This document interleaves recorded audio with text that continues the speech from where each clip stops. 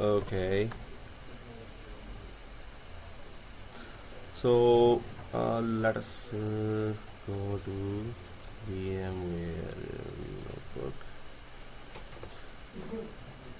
Okay, so according to the diagram here, we have these machines that we are working on, and we deployed VCSA, which is vcenter, and this was the error that we got. Then we corrected the DNS and tried again, and it worked.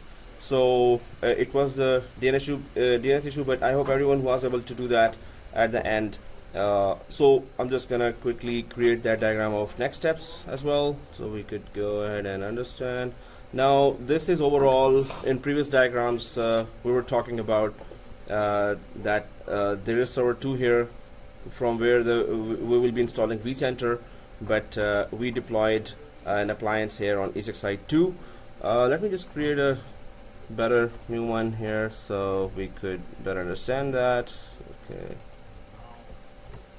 Okay, so here now what we did was we tried to understand VCSA, and we all understand that it is not related to Windows. Any company without Windows licenses or expertise can deploy vCenter server appliance. So vCenter server, again it's Senator, it's always Sen, vCenter server appliance.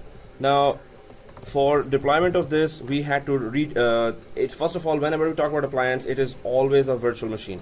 So we deployed that virtual machine on Esxi 2, most probably. I think we were deploying on Esxi 1, then we deployed on Esxi 2. We added a second hard disk there, and then we deployed that on Esxi 2. So there was second hard disk. We created the data store 2 on top of that, and then we went for, so that was data store 1 and data store 2 here. Data store 2, and on top of data store 2 we deployed remotely appliance that is still there, and now we're gonna try to connect to it and configure it.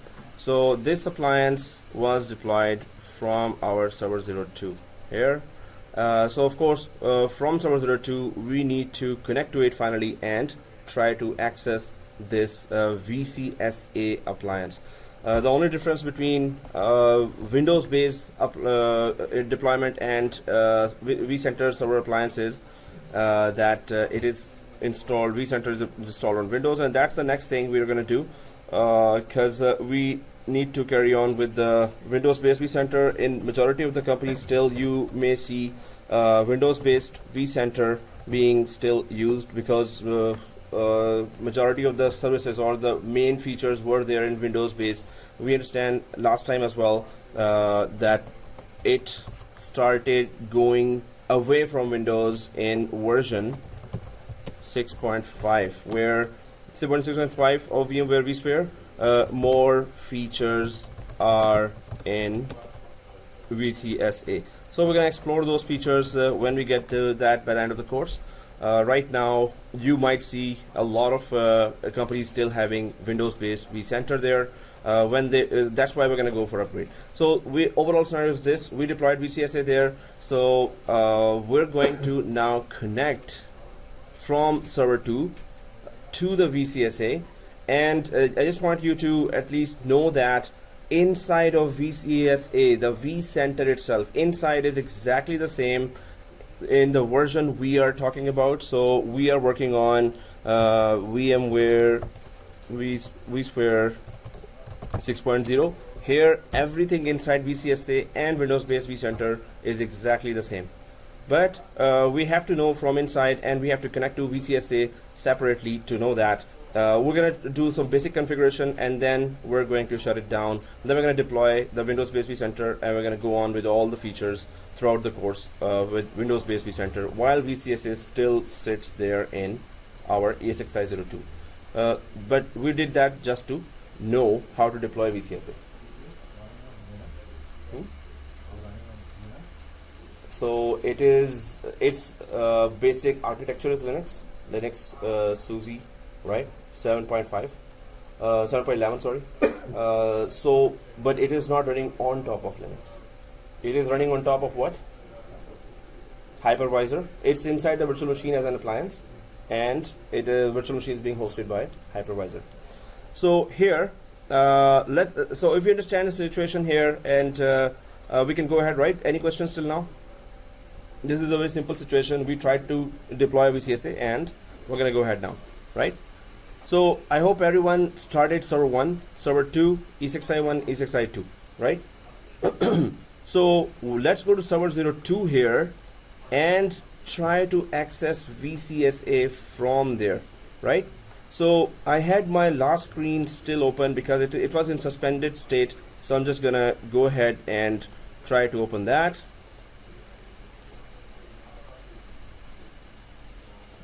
This was the screen. You may have just clicked close here, which is okay as well. But this screen tells us how to connect to a VCSA. You can now log into Vsphere web client, https vcsa02. If this was the name we gave, .vmware domain, which is our domain name, .local/. That's the main thing. Again, so first is the FQDN, and the last is /vsphere-client. So remember that if you put the whole URL, it will try to look for a vCenter in our environment, right? So VCSA2, this is a link. And how do you log into this? Administrator@vmware.local, right? Administrator@vmware.local. So we're gonna remember all that because we all went through this conversion. Now I'm just gonna click that here. I'm inside server 2. Huh? Oh yeah, sure. Is it you're talking about a notepad or? Yeah.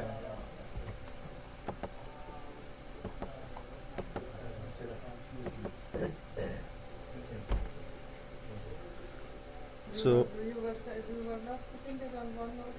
it's for Citrix we configured, but here we haven't done that. OneNote. But in the break, guys, your college email, if you connect to Office 365, whatever I type in OneNote will be automatically synchronized to your OneNote. So that's a very cool feature. But if you are logged in from the Office 365 portal with your college email, and there is only one, so there you go, click OneNote, and if I have added you to my OneNote, you will be invited in your email. Once you click that, it will always, whatever I type, keep on typing here, it keeps on updating automatically there in your OneNote as well. So yeah, it's better to do that because I'm going to be typing a lot of stuff here. So you will have your version of my all notes here. My all notes will be synchronized to your OneNote as well. So I'm just gonna put that for now. Do you want to connect now or to OneNote or in the break? Okay. So guys, if let's try to connect to that. I'm just gonna pause that, or maybe in the video you should know that too. How to connect to my OneNote, because then whatever I'm typing you can just grab from there. One more thing is that it depends on the synchronization, right? So if our network is good, it's gonna synchronize now. If network is bad, so whenever the network is good, it's gonna synchronize at that time. So that means that if I want to give any URL now, it has to be, it can be a notepad then would be the best source, but still these notes will be very useful for you. You don't have to then worry about all these diagrams and notes. So you are creating one, I am just seeing the system. No, I haven't synchronized and shared, so that's going to be a long process. Better go for in the break. I'll try to do that, and let's go for a notepad for now. And I hope we have our a notepad already there. So in break I will add you all, because that's going to take some time to get you up and running with synchronization of OneNote, but it's a very useful feature. So a notepad, that was already, let's see, VMware page was which one? 6HTXV6. Wow. 6. Okay, so guys, I'm gonna make it very big. So let's go to this, because I'm gonna keep on putting here URLs and commands there, or whatever commands we're doing if you needed that. So let me know if you're on this page, https://notes/6htxd6. So maybe it's saved in your browser already. If it's saved, okay, cool. So you're there. If you're writing that, please type it. If you already are there, then I can go ahead. Alright, just give me a second. Sure.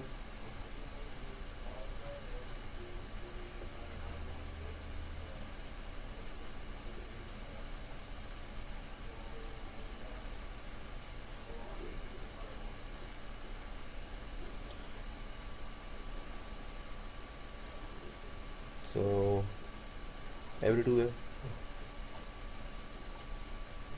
6 XD6. So you should see 1 June written there.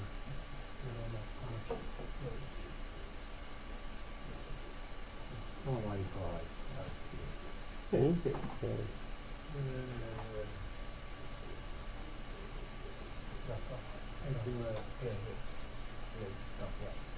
And not too smart thing.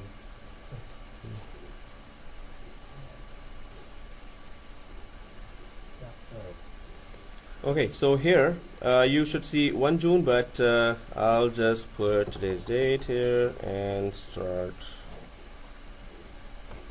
hash, and today is 13th June. So the URL is, let me just fix that, save.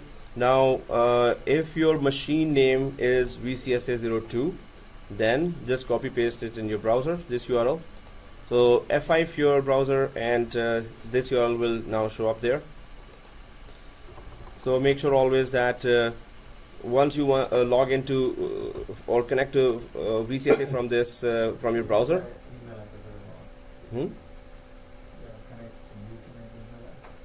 Yeah, so username, I'm just gonna go there. If everyone got it, let's go ahead.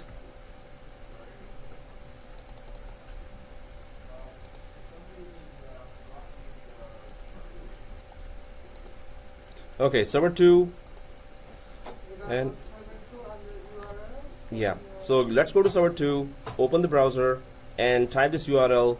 Of course, we need to make sure that we have connectivity to the virtual machine that is now living inside Esxi02. If anybody deployed it in Esxi01, if it's there, if it started inside the hypervisor or not, we're going to know that all now. So I'm just going to click that URL there.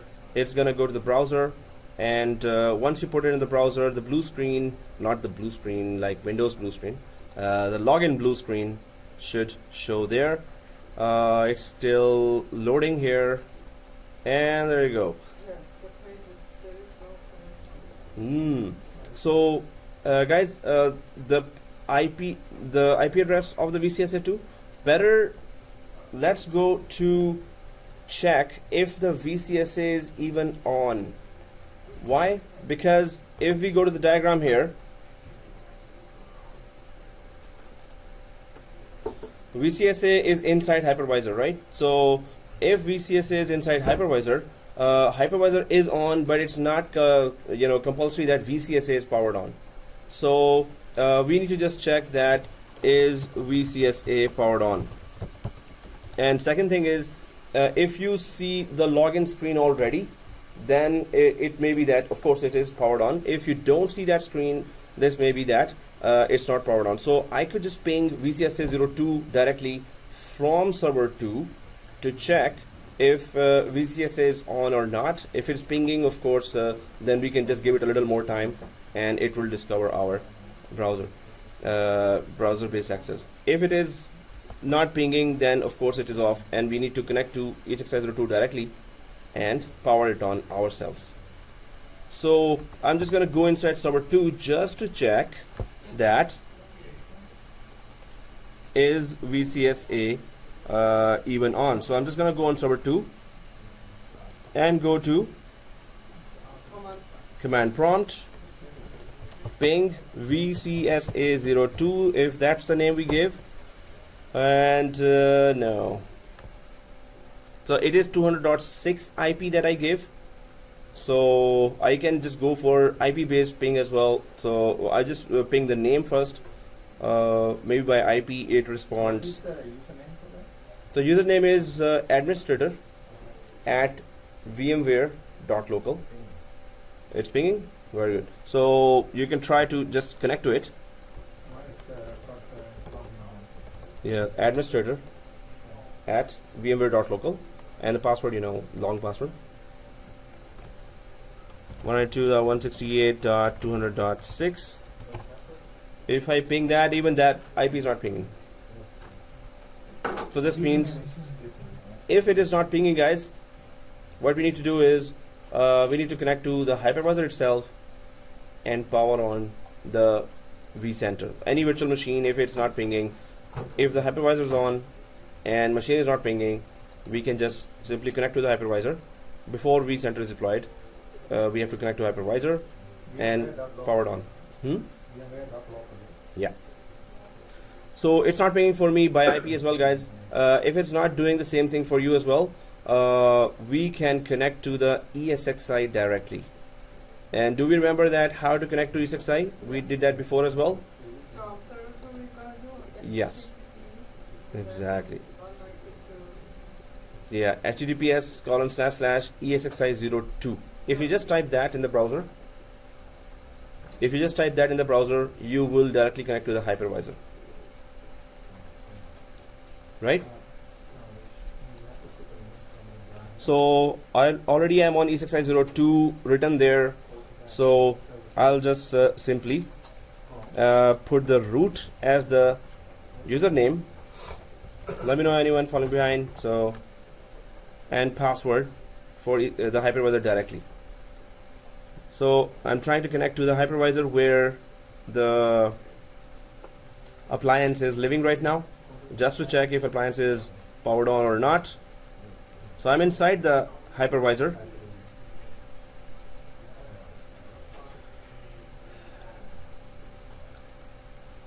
And inside Esxi2, I can see there is one virtual machine, which is the appliance. VCSA2, exactly, it's not powered on because the green play button is not showing there.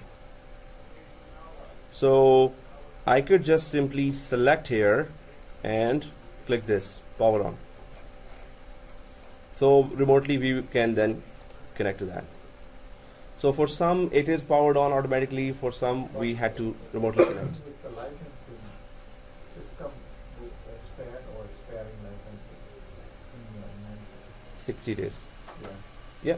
Okay. And Go ahead. What do you want to do? Press OK. We can't do anything. It's 60 days, right? Oh, okay. Oh, it didn't say 60 days? Yeah, it is for 60 days. And so I have just powered on VCSA2. It's simple now. I'm just gonna go for a ping -t here. If everyone was able to do that, you logged into vCenter? Yeah. Man, you're like 20 years out of it. Okay. I was before I just decided to have Oh. So, you're not able to connect to Esxi02? Okay. So, I'll put it on ping 6 -t. Yeah, it's pinging now.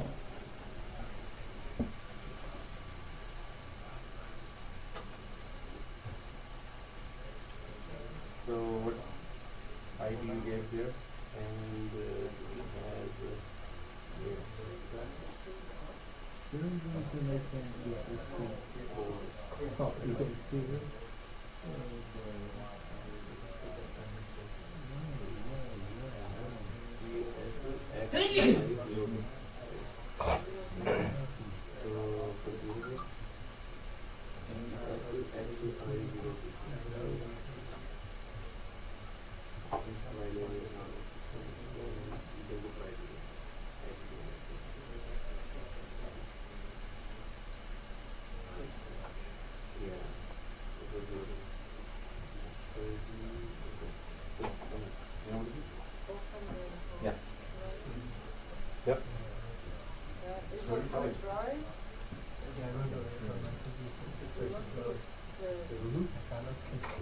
Oh, okay.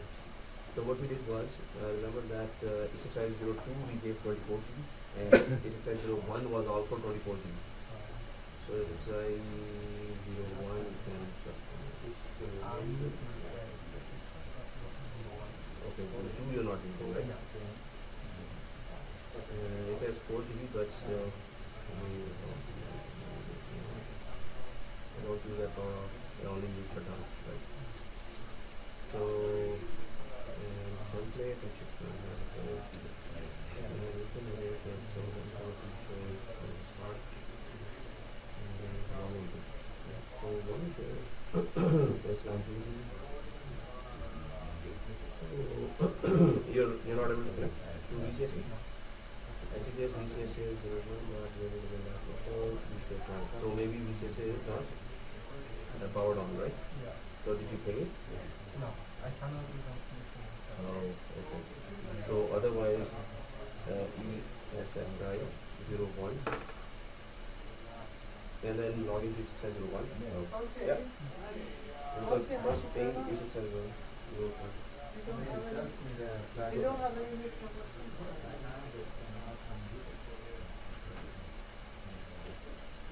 Then your machine was on ESXi 01.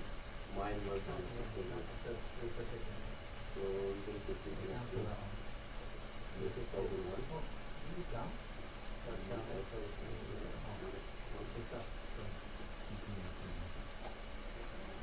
No, If it is a 1, then shut down 2 for now. Shut down the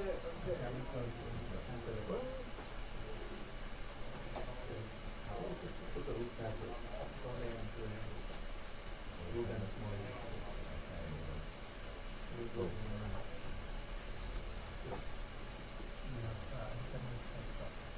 Yeah, server 2 you could restart. So,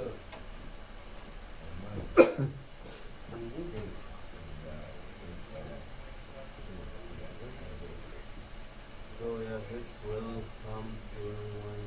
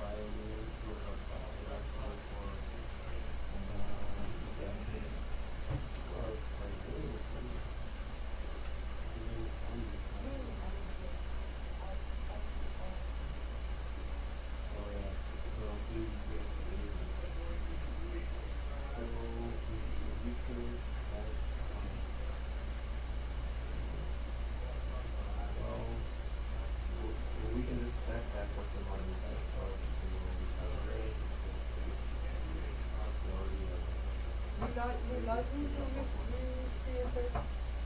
Right? We log into that server? Yeah. So login is administrator at vmware.local and log password. Then when the browser was finished, just we will see view open once of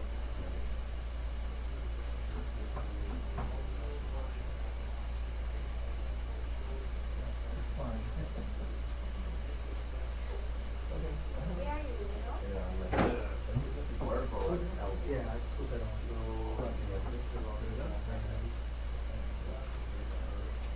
oh, we're using that. We have the another one.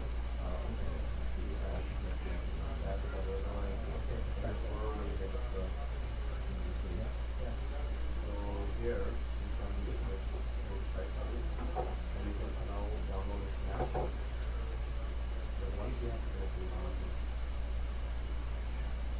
that for the browser will be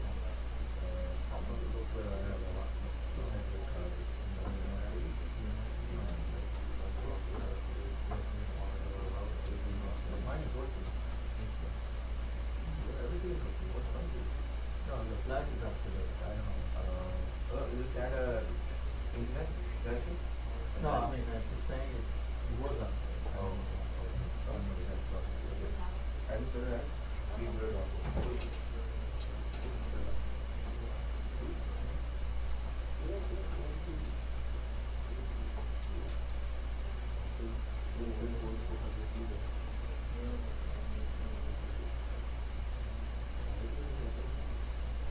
What is the password? Long one. Long one? Yes. Is admin or administrator? no, the password please. Oh, you're going there? Where are you Oh. supposed to go? You have to go there. In server 2. Yeah, server 2 or Yep, we just want to reprogram it. Oh, that's it. That's okay. Now, in server 2, and we can put that in is it PCSA 1 or PCSA 2? It's So this means we can connect with that URL. where the URL is here. PCSA 1. Well, it is lovely. User. Oh, that's good. So just change it to But it should be, the name is true. Oh, it's true. Okay, VCSA 1.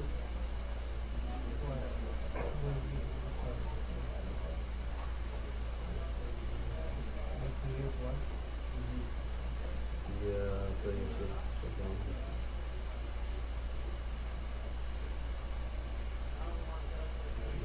So Yep. it is Yeah, given this one. password is root, right? Root and Are you using the Chrome? So I'll make some settings in your browser. So this will not come. Okay. Adobe Acrobat will not come. So Adobe Acrobat. So yeah, you can log in now, and it will still keep on coming. So I'll come to your machine. And fix Is there that. an option you can tell me I can fix it? Yeah. So we have to go to site settings here, and then it's this is one for site settings, and then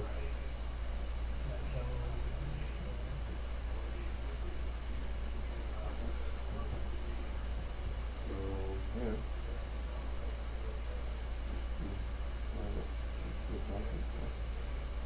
And then click here, lots of it.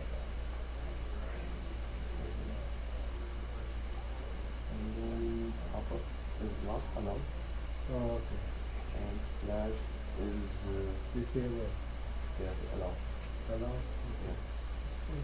So then yeah, this is okay now. It's asking for Adobe Flash. Yeah. So developing first. That's the sort of thing. You must have that connection. Or you can go to site settings. You can go down to pop-ups. Right? Is already down. JavaScript is down. You can look at that.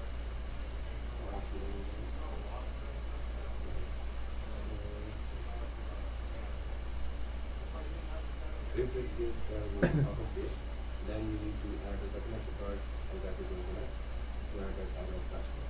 Right? So you know about the second card. Give it exact connection. Yeah. Oh yeah. If guys you see 503, so this means your Vsphere is loading right now. vCenter is loading right now. If you see 503. It is your password. Check that out. This password. Now, No, that's fine now. And it's lowered now. I'm not fail.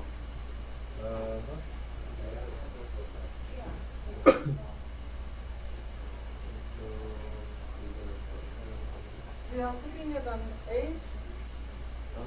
late 8. Yeah, we are ready.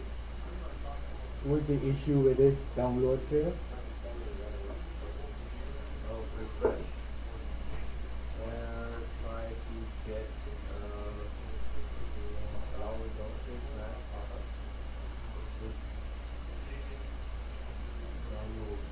If you download, you need to allow download as well. If it's download is blocking the download, then also needs to allow.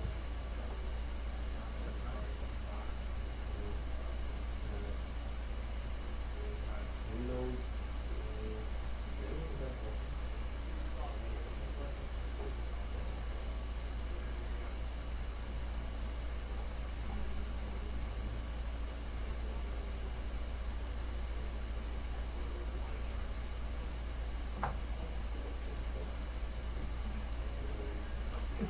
Slow. Okay. No, it's slow. What we put the final of this page is straight in. What? Do we even have anything like oh, so you're logged in, who else is? I'm logged in? They're logged in? Yeah. Do we send it? Yeah. Oh, you don't have it? That's all right. I have no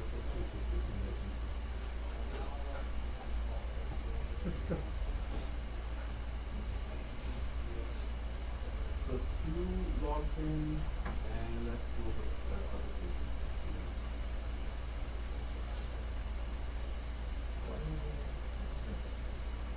So it's not downloading flashback. What's it gonna cost in this country? Oh, we were 8, yeah, then we can disable it. So what other settings have to be changed here besides the If there's a download somewhere, allow that. If download is not there, then you just simply go to the website and download the flash here.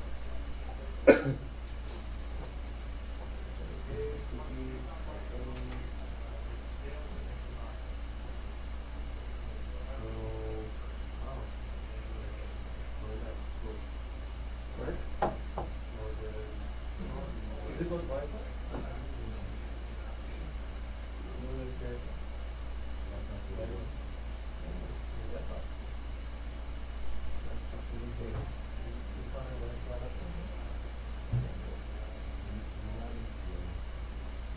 We have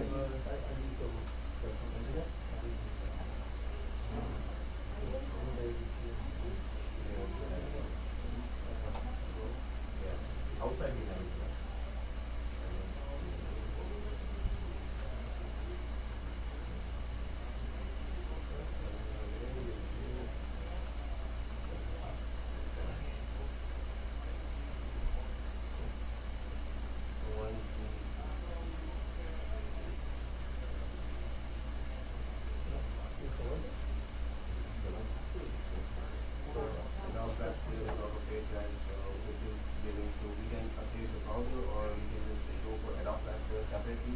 within the server 2 and download that in our PC. So we can just do Adobe Flash there.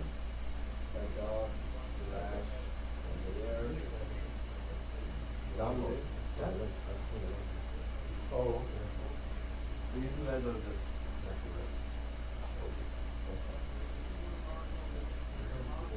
wow.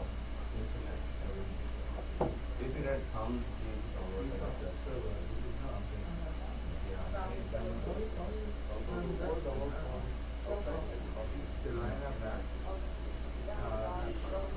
Yeah. Oh, it's still starting.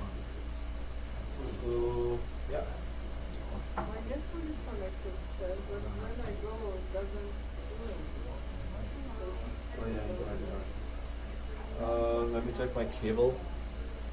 Do I have internet in my?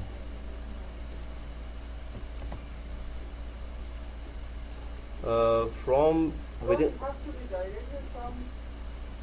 within the machine we don't have internet. So, yep. So I was trying to connect to Esxi02 to power on my VCSA, and then I went away. So I'm just gonna come back, and for the video I'll just log into Esxi2, and it is actually powered on. Yeah, I did that already. Okay, so I'll just try to connect to my page, and there it is. Continue to this website. Maybe I will get the Flash player. Yes, I do get that. So to view this page, ensure that Adobe Flash Player version 11.5 or greater is installed. Do you want to allow this website to open a program on your computer? Yes, of course. So I'm just gonna click allow here. That message popped up. I still see get Adobe Flash Player here. So in 6.5, this troublemaker is gone. And 6.5 second browser, Adobe Flash Player, the dependence on this Flash Player is removed from, and that's one of the big features they're saying. And you're gonna see that browser-based connection to your vCenter is going to be a pain. But if your browser is fully updated, Adobe Flash Player does come when we start using that. So I'm just and I'm using this IE. I'll go to the other browser just to show and check that we can try to bypass this Adobe Flash Player. So I have Google Chrome. I'll put the same link in Chrome now just to check if I am able to Why it's not letting me copy it? use the shared folder. Okay, so copy paste is not working. So I have connectivity. I am on server 2 and I am connecting to VCSA2, and there proceed to VCSA, and I'll see, I guess, the same thing. Yes. So open VMware client plugin, always open these types. I'll just click that. This is just okay, but Adobe Flash Player is still there. If I try to log in now with administrator, just to show you where you are, also I'll just go there and let's troubleshoot together. So administrator at vmware.local, and the password is long password, small abc, capital abc, shift 123 and simple 123. Small abc, capital abc, shift 123 and simple 123. Enter. So if it keeps going with this error, so this is still showing here, right? And so first of all, I'm gonna do this not secure. I'm gonna click on that just to check if all downloadable features are there. So not sure, and click site settings here, which I did already on several machines. So I'm just gonna do it for the video as well, if you're gonna do that at home. I went to site settings here, and then in site settings there's Flash is ask default, but I'm just gonna click allow here. If it is on allow and the internet connection is there, it's gonna just download automatically. Right now, I don't know, in the virtual machines the internet is browsing is not there. Maybe we need to restart or just add the VMnet 8 again. So pop-ups also I'm allowing now, because it does create pop-ups there for in several steps that we're gonna go for. So images allow, Flash is allow, pop-ups is allow, and automatic downloads is already asked. Okay, allow this, guys. Automatic downloads, if you see that in the site settings, it is on ask. So instead of ask, put it on allow, because Adobe Flash Player then will automatically download and our vCenter will open as well. So Flash allow, pop-ups allow, and automatic downloads allow. Yeah, so here on the Chrome, let me show you here. If you're vSphere client here and you see this not secure, click that, and do you see site settings? Then Flash allow, pop-ups allow, automatic downloads allow. So, and I'm just gonna click reload here. Now it says that Adobe Flash Player is out of date. So it's exactly where some of us are. So I'm just gonna add the internet connection by going to settings. Yeah, it is. So on server 2, I want to add the internet connection. So I'm just gonna click add and second network card and custom VMnet 8. You can even bridge the second network card as well. It's gonna grab the physical IPs directly. First of all, putting it on VMnet 8 just to download that Flash Player once, and then it doesn't, well, whenever you reinstall again, it's gonna, at the start of the vCenter connectivity, it's gonna again start teasing us. Restoring virtual machine. So now I'm supposed to have internet connection. Mine doesn't. Okay. Oh, you restarted? That's good. Let's go. It is we're starting. Okay. Itself. So I have this internet connection now, but if I refresh this page where it says Adobe Flash Player is out of date, so it is still saying out of date. If I go for download Adobe Flash Player,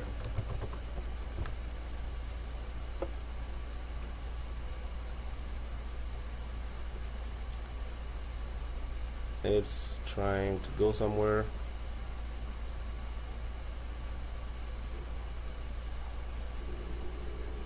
We can just copy from outside to inside Adobe Flash Player.exe. Can't even get it copied. Okay, so shared folder, yeah, and the internet is not working inside for me as well. So I'll go outside. How to copy that, guys? We can use the shared folder feature. So how to configure shared folder feature? So right click on Server 2, settings, settings, options. options, exactly. Oh, And what is it this year, though, third right? one. Yeah, Third one is shared folder. So options, third one shared folder, always enabled. You have to enable that. The rest is configured already. So if you enable the shared folder features, you can copy that. So again, right click, server 2, settings, options, and shared folder features. Third one. Click always enabled. Wow, that was fast. So ISO, this folder is already shared and mapped to virtual machine, right? So we need to put our download Adobe Flash Player inside the ISO folder in C drive of physical desktop, and we will be able to see that from within the virtual machine. So I'm just going to check if I already have outside Adobe Flash Player. Yeah, you're saying? Put it here. So in ISO folder we put it, and then from within the machine we go to this PC and go to my drive, or there's C drive. Beside the C drive you will see the Z drive now. Inside the Z drive is ISO folder access from within the virtual machine. I'll just go outside and download that Adobe Flash Player. So in your laptops, if you're configuring that as well, you might see that issue. For For putting within ISO folder. oh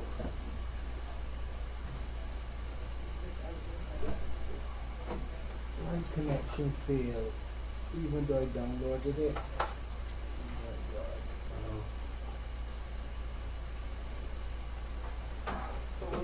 I used to. see it, Yeah. right?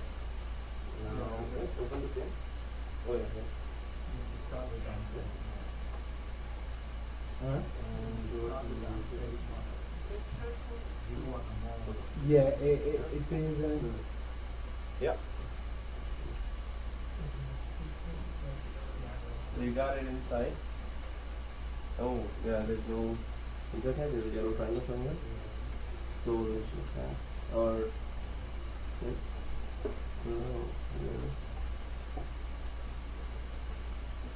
Oh, we can add a second amplifier. Nothing up here. Next, that is just for the purpose of internet. It's not being zero, we're making NAT. So that will be second amplifier to NAT. And then it will give you internet connection. Administrator at not that at Vmware logo and the long password. Oh, hey, let's start it. Yeah, it's, Processing. Okay. So I will try to reading. Done. So all three trio are all logged into. Okay. Wow, that's good. You guys are fast. No, but you guys got lucky as well. Download Adobe Flash. You're in Player. I'll just download that. Adobe Flash Player download. Download Adobe Flash Player free latest version. What the heck? You're about to be signed out? From the machine. Oh, from your Windows. Yeah. Okay. Login. Save download. Okay. This means the download. this is a slow. Yeah. Today internet is dead.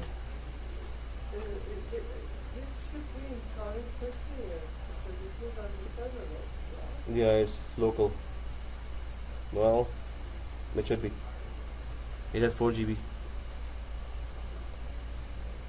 Oh, I got into Should I turn Esxi. off the Esxi 02 then? Or suspend it? Suspend the Esxi. If 02, because 2 mine we is don't need, yeah, so shut down. 01. Yeah, so shut down. Which one you don't need? Yeah. Which device you don't need? So where is your VCSA? Whichever your VCSA is not on. So if it is on Esxi 1, it's okay. Then shut down server 2, Esxi 2. If it is on Esxi 2, then shut down Esxi 1. Adobe Flash Player is built in, but may be disabled. Click here to troubleshoot Flash players. Are you kidding me?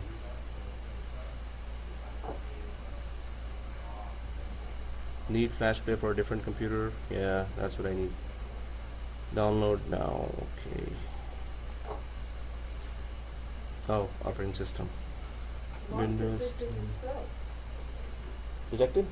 Mine, when I was downloading it detected itself. Okay, that's good. So once it is done, you can just try to, If it's done. yeah, if it's done.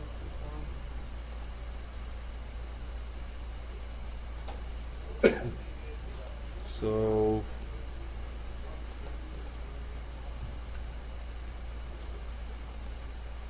oh, now internet is working inside the browser, inside the machine. Phew, that was the pain. If I refresh here, it's downloading, guys. So if internet is working inside, it's when I refresh the VCSA site, it downloads automatically like this. So now my page is open. If the internet is there, it's gonna download automatically. We don't have to manually do that.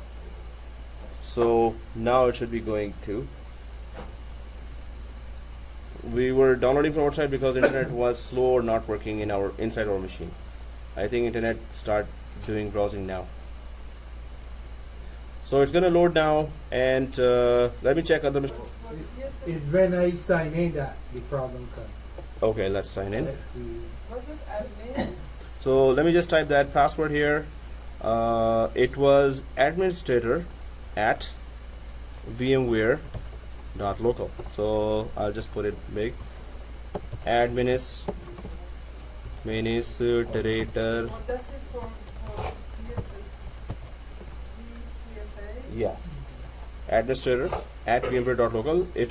We will always log in from vCenter with administrator and the long password, which is this. So we had to go through all this. If it's a production environment, maybe you're setting up a new environment in a new branch, the browser normally has to be connected to internet and download that. But this is the good news is that 6.5 again will not be flash based. So it's HTML based, which will remove this pain. And sometimes this comes back out of nowhere that the flash is not loading in the browser. And all of a sudden we're doing a long lab and flash is not loading. This happened rarely, but when it happens, whoa, then it takes time to get the flash again working within the browser. So that's why they're still building up in 6.5 the HTML5 based I still browser. have the download failed. Download failed? Oh, so the internet connection. Click refresh.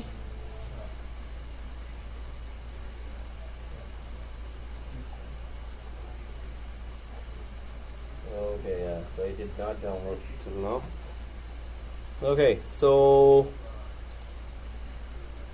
get updates and pause. Resuming now, guys. Here, if it says get updates, so we have here this vCenter. We logged in from the vCenter here, and this is the whole area we're going to go through one by one. Whatever the exam objectives are, we're going to go for all the features there. I hope everyone is seeing this page. All of majority of us are seeing this page, right? So we will. So if I just go really magnify here, we're connected to the appliance here. Appliance is living inside the hypervisor, and inside the appliance, normally there are these 4 areas that we're going to be really working on. Actually, these 4: hosts and clusters, VMs and templates, storage and networking. So all the time we're gonna go. Majority of the time we'll be spending in hosts and clusters here, and VMs and templates. Of course, if you want to just manage the VMs templates and you want a separate view for that, storage obviously very important. We're going to be connecting our software-based SAN to the storage, so we could check our vMotion features and fault tolerant features and other advanced features. So storage has to be coming from LONs there, not the local storage, other than the vSAN itself, which is local, which is based on local storage. It's a vSAN. When we come down to vSAN, we're going to see that we don't need LONs coming from remotely. Networking, of course, virtual switch and distributed switch. We're going to be talking about that. So other than that, there are then policies and profiles. So main working area is this: hosts and clusters, VMs and templates, storage and networking. And then there is policies and profiles, vRealize orchestrator. As far as policy and profiles is concerned, of course, we're going to go for profile management there.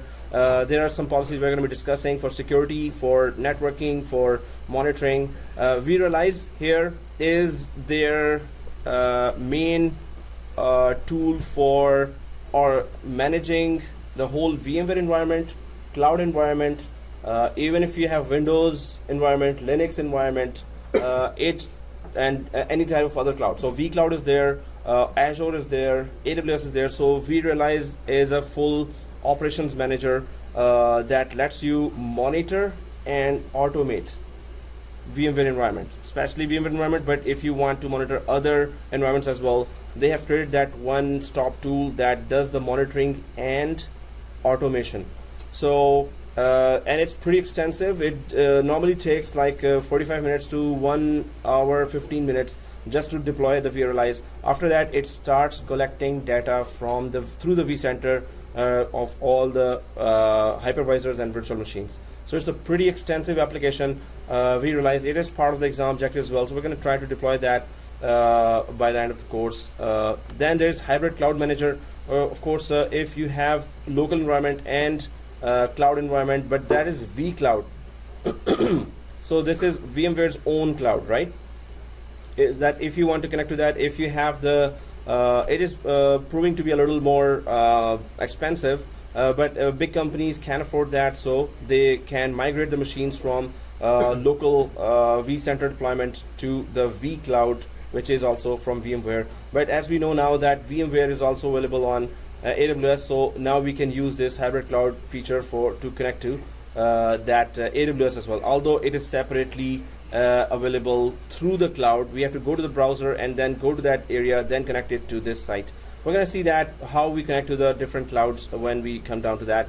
Administration is where licensing and user management and policies are done. Then there is tasks, events, tags, new search, and save search. These are just typical day-to-day. But the main thing, our best buddy would be recent tasks here. And I'm again and again saying that we need that always. Whenever we make a change, we have to come down to recent tasks and check if that change is in progress or it is having an error. If you don't come here, it's not going to pop up anywhere. Or it does pop up, but we tend to miss it. So we need to just make sure that recent task is not closed from here, right? Some students actually go there and close the recent task. That's a very bad idea. So let's go inside the host and clusters here just to check what is inside. And inside host and cluster, of course, we didn't create anything. So that's why it doesn't show anything, right? But if you right click this host and cluster VCSA2 here, there is new data center and new folder. The rest of the features we're going to be talking about later as well, like deploy OVF. What is OVF?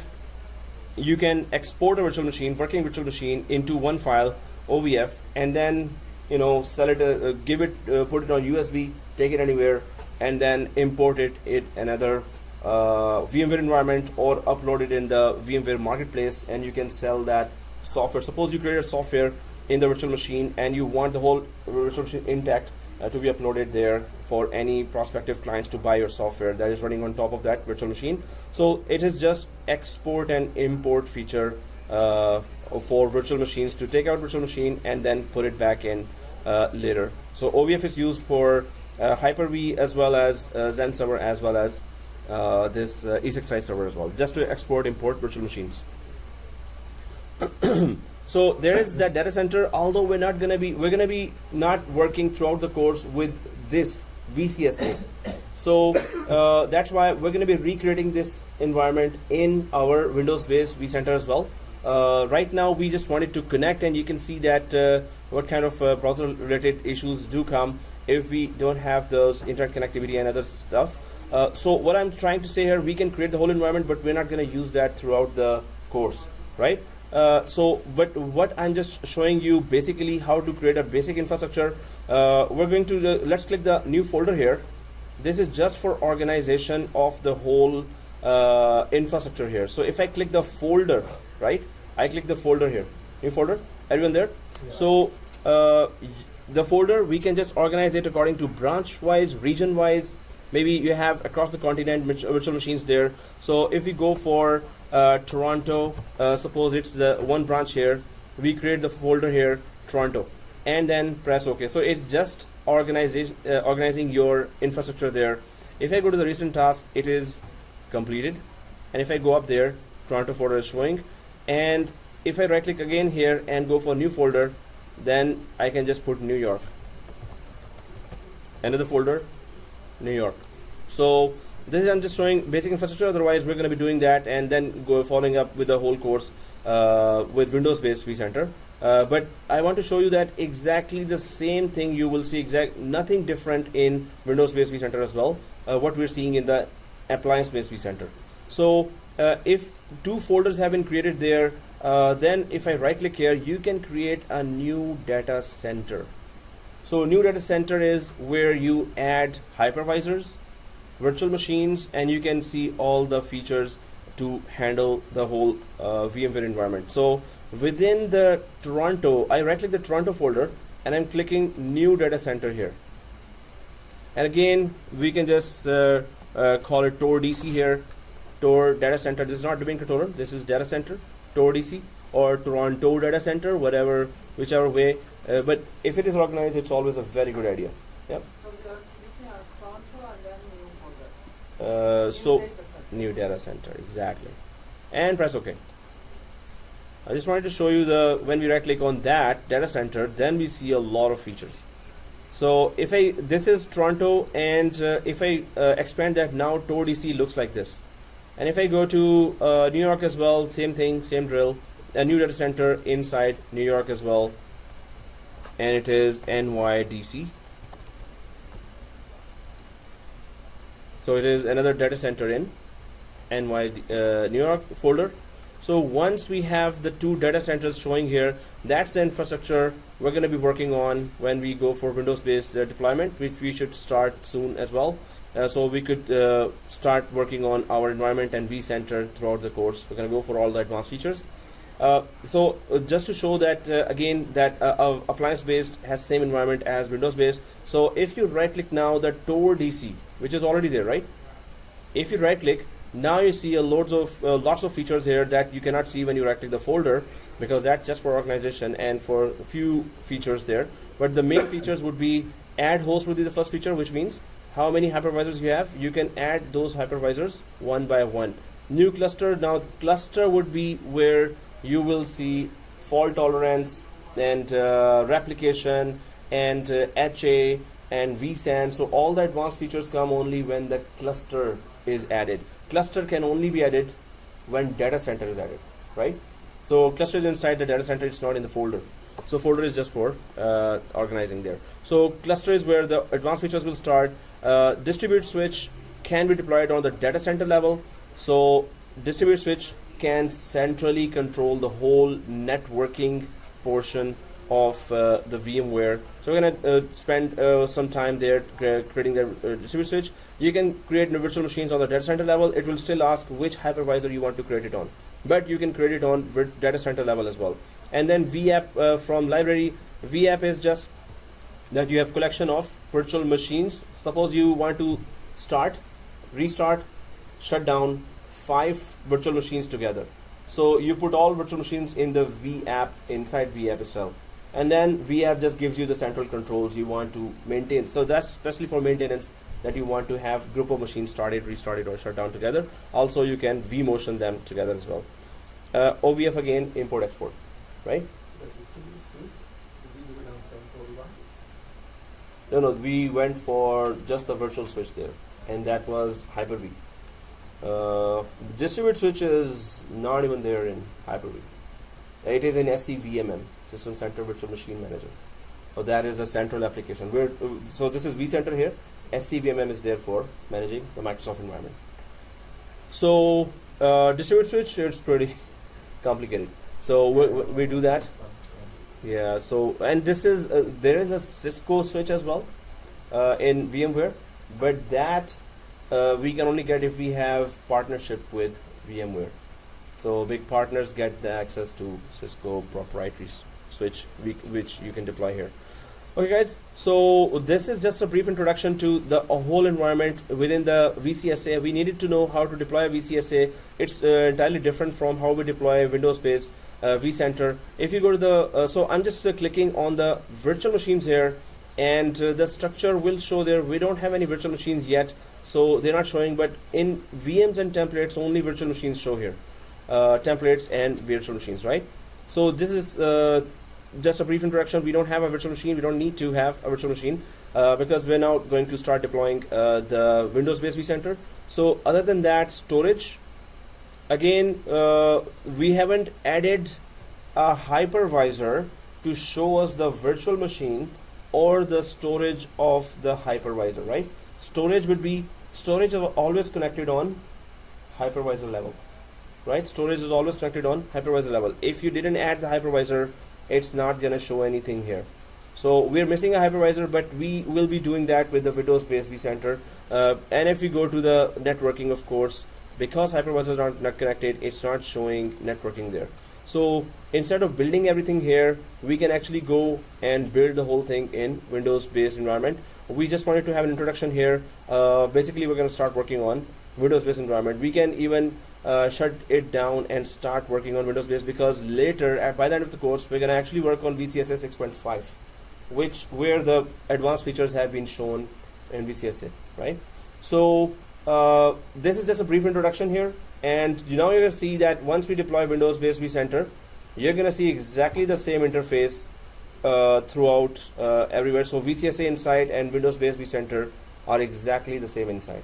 When we talk about 6.0 version, when we talk about 6.5 version, VCSA has bit more features and Windows-based has lesser features, but the interface is exactly the same there as well, right? So I will keep on repeating that throughout the course, that 6.0 and 6.5 have slight differences there. Well, not slight, but 6.0 exactly same. So we're on 6.0 and it's exactly the same. So guys, we just wanted to deploy that mainly, and then I wanted to show you the internal environment.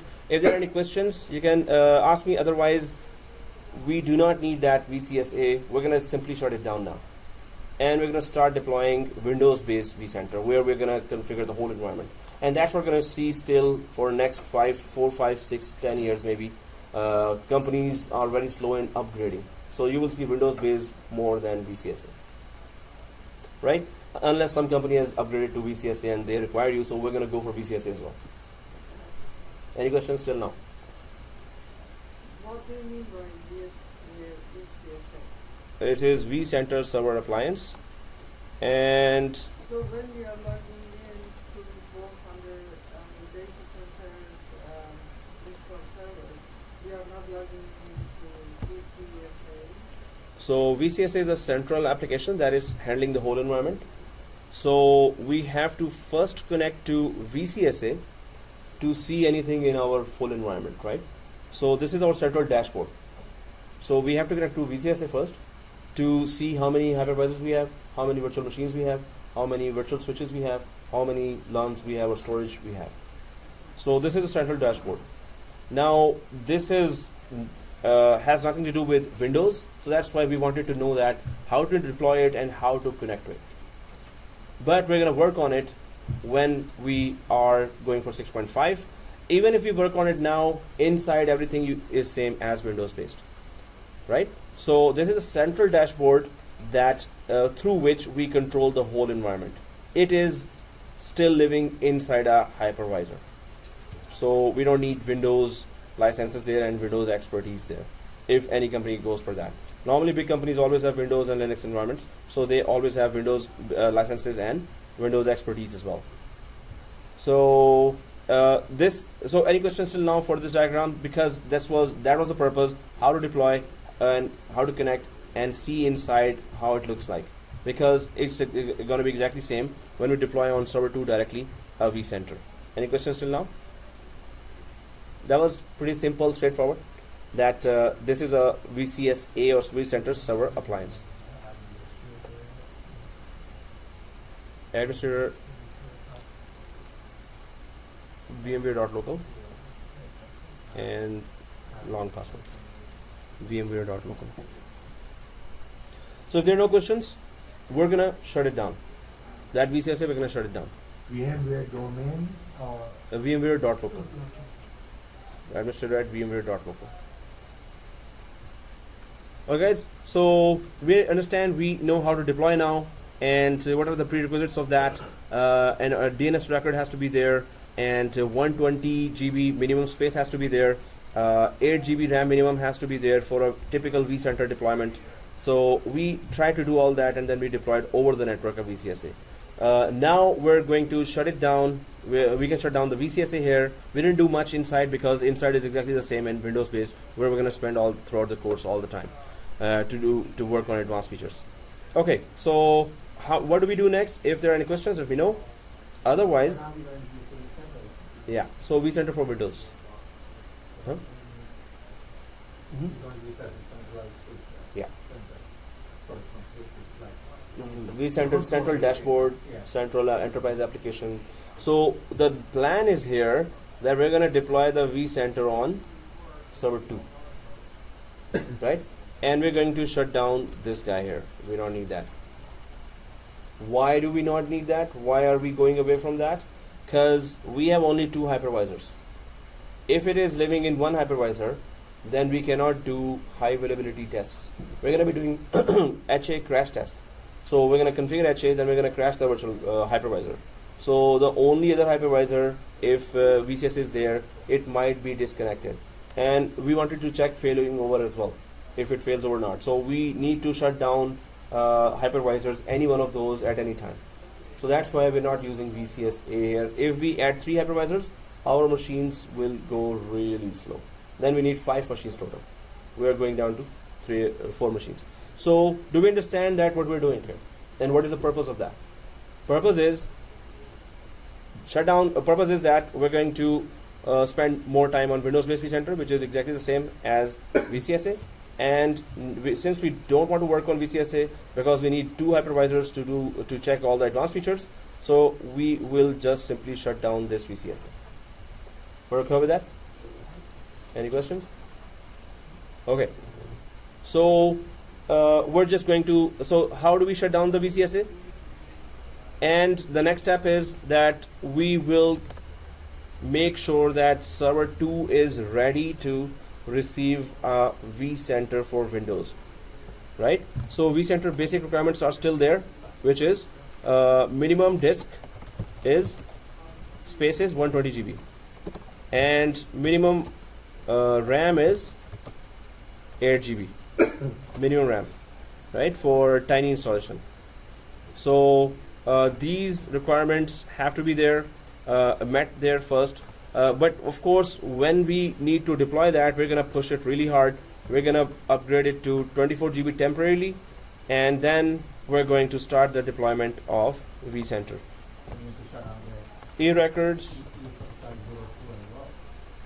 Yeah, we don't need Esxi 1 and 2 both because it's a totally server 02 based installation. So once we shut down both hypervisors, then we will have enough RAM. Even we can go to 28 GB here and really boost it and deploy that quickly, because we don't have to go through that process again or wait for that. So 28 GB and minimum, there are 2 processors required there. We can push it to, well, okay, let's keep it to 2 processors. Last time I pushed it to 4 processors, then it kind of started thinking, hey, what are you doing with me? Right? Problem has cascaded. It's gotten worse. Worse? Because Oh. you can't even connect The network? No, I'm trying to connect to the Internet? VM. To the VM? Oh, the VCSA. Yeah. Okay. So, okay guys, before the break, let's just check that we shut down both Esxi 01 and 2, and then if you have shut it down, then shut down server 2 as well, because we're going to I think I'd install on 2 actually. okay, question. Resume. So we're gonna use Windows based vCenter. Yeah, so we're gonna shut down VCSA. And because we're gonna use server 2 for vCenter, so we need to make sure server 2 has 120 GB disk space. It has 28 GB RAM temporarily only, and minimum 2 processors are there. So this is On server server 2, okay. So Uh-huh. minimum this is okay. Server 2. I don't know if it is going to match it to me anyway. Uh-huh. So my current disk is 500 GB. Which is very good. I think we all added 500 GB, right? RAM is No, RAM is less, so we're gonna shut down now. Yeah. So the vCenter is run like a separate server. Is that their own IP and all that? So vCenter on a Windows platform when it is installed. Yeah. So the Windows has its own IP and its host name. vCenter just adopts that. Oh, okay. So that's the address to reach vCenter as well. Okay. So here, guys, let's shut down server 2, Esxi 01, Esxi 02. Can we do that VCSA first? If it's something. Yeah, the best thing is remotely. If we are remotely connected to VCSA, shut it down. If we are not, shut down the hypervisor, and it's gonna shut down VCSA anyway. Log out and then Shut down. So power off. So we can remotely connect to Esxi 02 and power off, or we can go to. So what we're doing, we're shutting down VCSA first, then we're shutting down Esxi 2, Esxi 1, and server 2. But Esxi 1 and 2 will remain shut down. Server 2, after making changes to the hard disk, RAM, and processor, we're gonna only start server 2. Server 1 needs to be there because we always need DNS, right? So we're only going to start server 2 Yeah. after. Yeah. I lost you. Mm-hmm.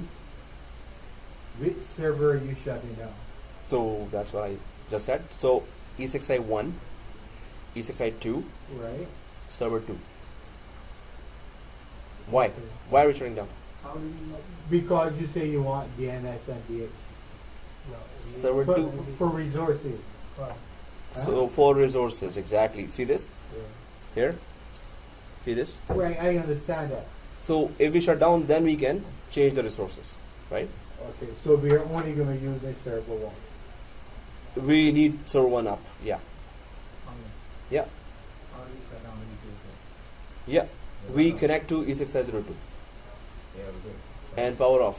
So I'm gonna connect to that. It's log off. So I'm gonna connect to that. But are we clear with this? Are we all clear with that? No. Everyone's clear with that, right? Yeah. Okay. So I am totally the way you are teaching them is uh-huh. how is Okay. So you're confused, right? yes, I am confused. I'm thinking, okay, you just wanted to introduce the VCSA to us, how it's working, how we create the data Mhm. center in the Mhm. cluster, Vsphere cluster, the data centers. Yeah. Yeah. So After now that? we're gonna close this one Yes. because we don't need it. But, Yes. and then what you wanna do, you wanna work on the Windows-based vCenter. Yes. Same pretty girl with a different name. I think after Ramadan we're gonna have more focus. So because that you used to pick up really fast. This was we haven't gone to the complicated stuff yet. So this is very basic. And I'm gonna take my time until everyone is on the same page. I'm not going ahead. Right? So what are we doing here now? So the ESXi, they were hypervisor 1 and 2. We are shutting it down. And Why are we shutting it down? Because we are not using them. Temporarily, we need more RAM, more processor. Yeah, I wanted to say that. Okay, so we'll shut it down temporarily. Then what we'll do? Then we're gonna go to server 1, No. server 1, server 2, Uh-huh. And and add disk and RAM, yes. and create the A record again. So we're gonna make sure whatever is there and whatever is not there, we're gonna make sure it is coming there. We're gonna configure that, right?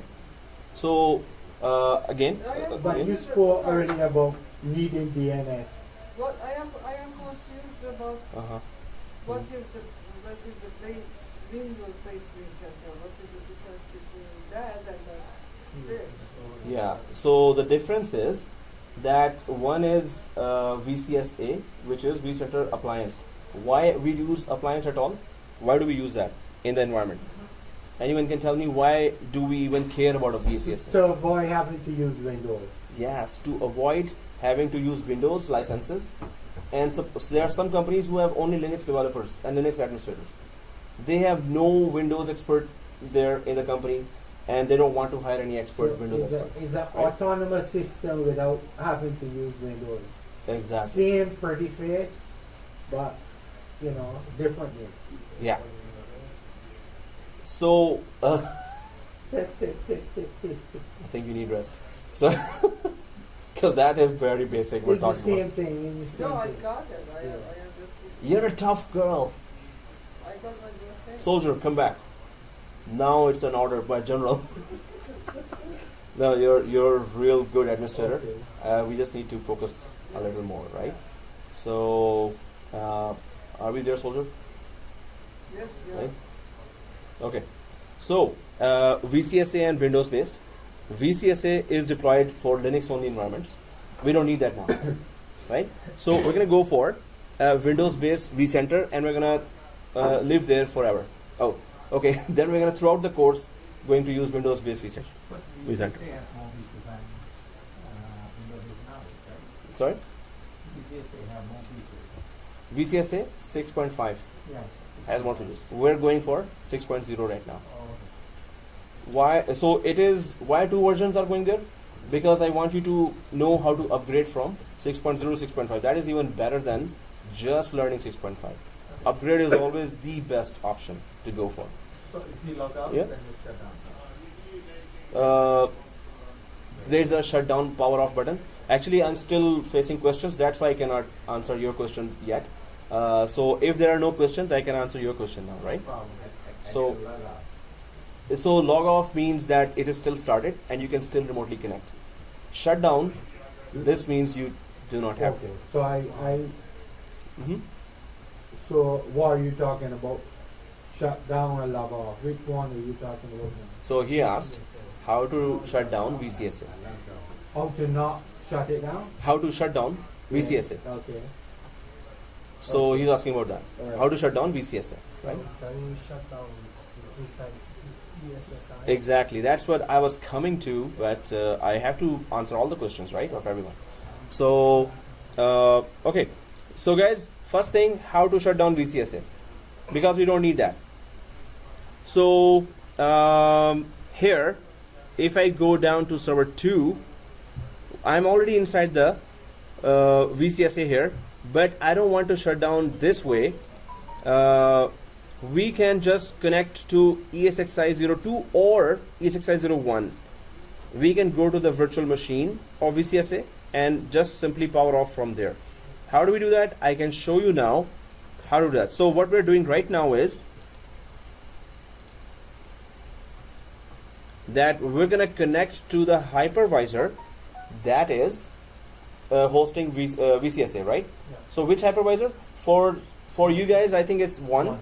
For us, it is 2. So whoever has 1 there, you can connect to the 1, and whoever has 2 can connect to the 2. I have the VCSA living inside hypervisor 2, right? So if I go there, I'm just going to come to your machine if it is a bit confusing there. So I just want to show you how to shut down the VCSA. So I'm just going to go for ESXi02, and it is connected with the internet. So https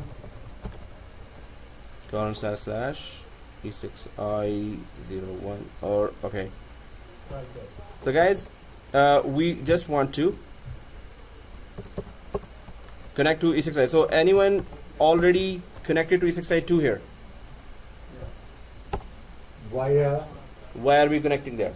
Right? via what? Via 2? Yeah. So if Yeah. your VCSA is living in 2, we connect to the hypervisor 2. If your VCSA is living in 1, connect to hypervisor 1. Do we get that? Yeah. Right? You can ask me a question. Yeah. See this? Okay. If VCSA is living inside ESSI 2, we will connect to 2 hypervisor, Right, but and we're going to power off from there.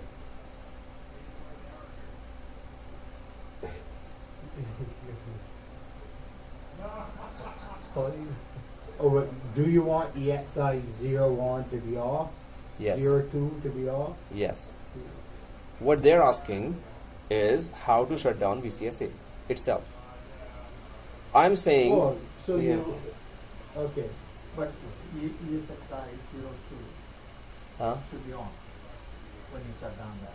Yes, if we shut down, CXI 2 has to be on. So, guys, what I was basically saying, if you shut down hypervisor, It'll shut everything. it will shut down anyway. But you were asking, no, tell us how to shut down VCSA as well. Because when you use Yeah. next time, you don't use Yeah. So that's why I was telling that. But no, Martin's getting confused at why are we doing that, right? So I'm explaining that they wanted the virtual machine to be shut down. They are asking this. So don't be confused on that. We're just shutting down E6i 1 and 2, right? Okay, full stop. Yeah. Okay. So I don't know why this is getting very confusing here. That we want to shut down ESSI 1 and 2 and server 2, right? Let's better take a break and just free up our mind a little, take a fresh air, and then come back and try to configure this whole environment, right? Right just now, yeah. Mhm. I can't. This machine has gotten worse. I can't work. So during the break, I'm just gonna fix that, right? So other than that, so now I'm just gonna connect to ESXi2. There's a break, guys. Take a fresh air. Take let's just Like come a back to drink. this. Yeah, take a drink or fresh air. It is really easy, but I don't know why we haven't. No, but We I lost the think focus. We haven't done anything. Just install. Yeah, it's I don't know why. What's the confusing part here? It's a shutdown start. That's it. But let's just fix the machine and then go ahead together after getting a fresh air. So let's try to consider it again after the break. You're gonna stop it, is it? Yeah, I'm just gonna stop the video. Now I'm gonna click resume. Okay. So we're back, and guys, what we were discussing before the break, we are just going to shut down now ESXi1 and ESXi2. So let's do that. So we could give all the memory and processor to server 2, so we could speedily deploy vCenter for Windows. So then we can start the whole course within that. We're going to configure the whole course environment here. So Okay, yeah. Which ESXi server are we going to be talking to once we install the vCenter? Once we install the vCenter, very good question. So which ESXi server or hypervisor we will be talking to once vCenter is done, finished installing, right? So we will be starting both of them, and we're going to be adding them both to this vCenter. vCenter needs to know Okay. where is the hypervisor. Right. Okay. Once hypervisor added to vCenter, vCenter is the dashboard. So dashboard knows there are two hypervisors. Then we're going to create virtual machines and we're going to configure everything else. So exactly. Right now, we're concentrating on only deploying vCenter or the dashboard, central dashboard. So let's shut down ESXi1, ESXi2 and simply concentrate on deploying Windows-based vCenter.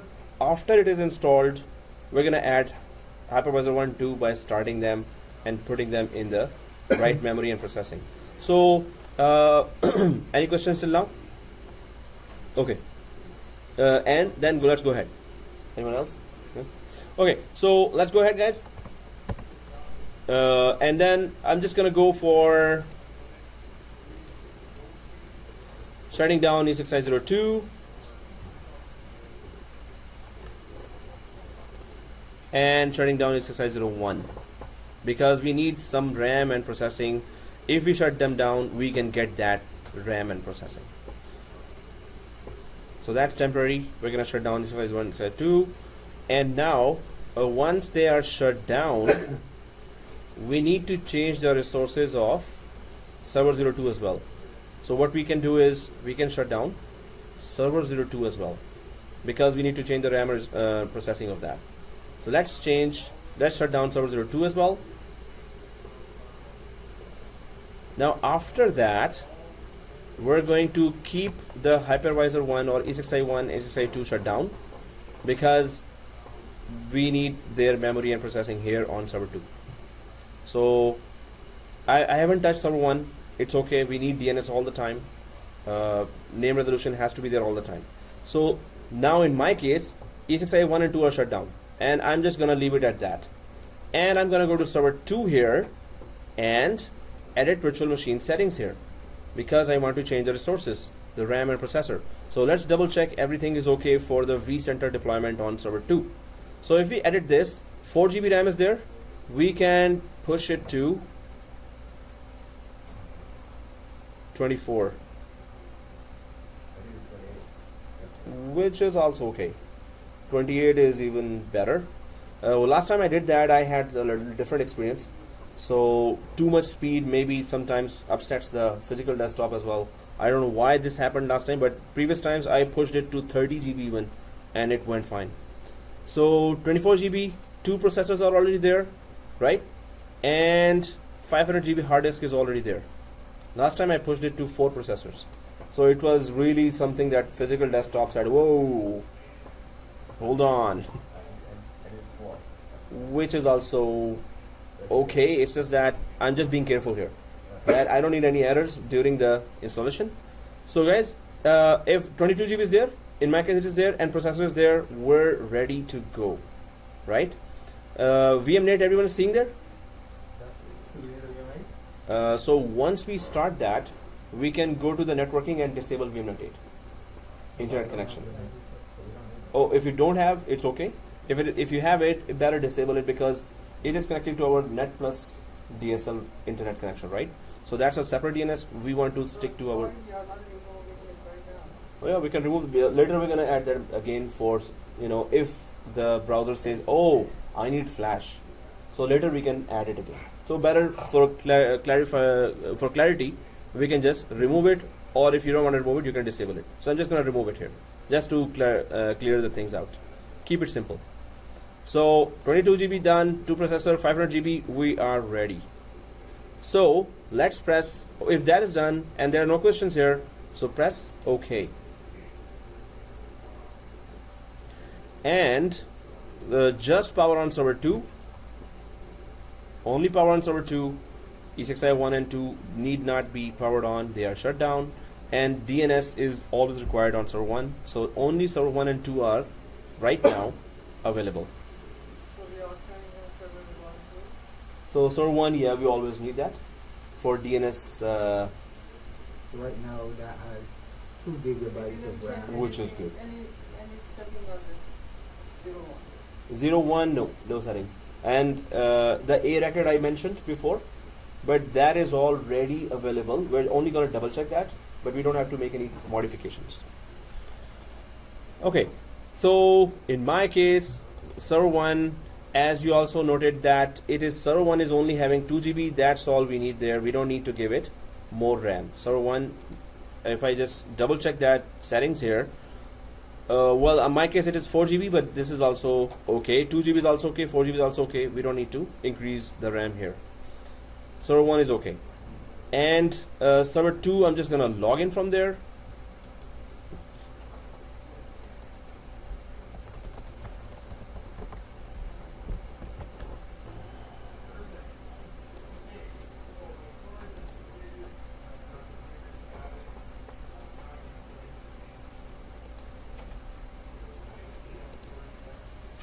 Okay, so I am logged into server 2 now. And the simple thing is that we're going to start the deployment of vCenter. So RAM wise, processor wise, hard disk wise, it's okay, we're ready. Now, how do we deploy Windows based vCenter? We need an ISO, exactly. So are we logged into, are we all logged into server 2? Yes, we are. Okay, right click server 02 here, because now what we need to do is mount the Windows based vCenter to the DVD of server 2. So let's click the server 2, right click and settings. Right click server 2 and settings. What are we doing? We are mounting the, so which file is it that we need to mount to the DVD of server 2? So let's go to the DVD and click browse. And once we click browse, you should be in the same folder, but now you see instead of VCSA, you see VIM setup. So when you right click on the tools, where do you go? So here, when we right click on the tool, we go to settings. No, not tools. So, No, see this, Mariam? Server 2? on the server. Yeah, settings. And then DVD. DVD and then browse. DVD and browse, and then we see VIM setup. So I hope we all see VIM setup. Yeah, that's the one 600. Okay, that's the one we will be using. Right? Exactly. VIM setup. If everyone sees that, go ahead and double click. VIM setup.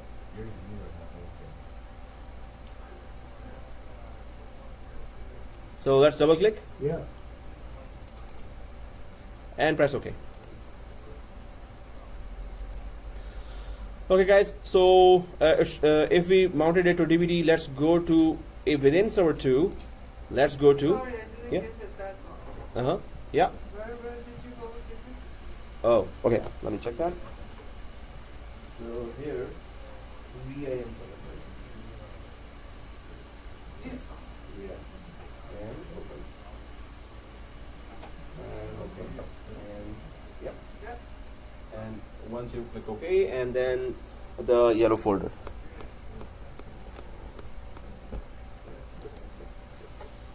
Okay, so once we're there, we can go to yellow folder here, File Explorer, and we should be seeing this DVD VMware VIM. So we are here in VMware VIM. So this PC, and you should be seeing this. If you're seeing that, let's go ahead and double click this DVD. So let's double click the DVD and press yes. So you should be seeing this screen. So let me know if everyone is on this screen.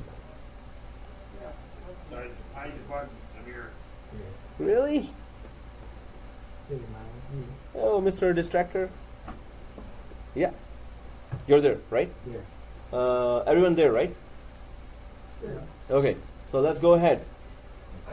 And you can see here vCenter server for Windows, vSphere clients. We could have installed client from this as well. And then later the topic will be VMware Update Manager, right? So we're going to later go for there as well. And then there are some tools here. But we're concerned in vCenter server for Windows. First thing is this. Second thing, you can see here, no prerequisites. Do we all see none here? If you see any prerequisites, it would have checked your operating system. Then it would have said that you need this. But I don't see any. I see none here. If you all see none, click install.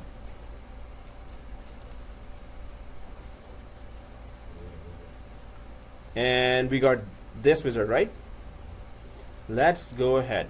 So I'll just make it full screen now. So we're seeing this window here. Okay, let's click next. Nothing here, right? So it's this. Once we click next here, of course, we need to read the whole thing slowly, everyone, and then accept the agreement. So click next.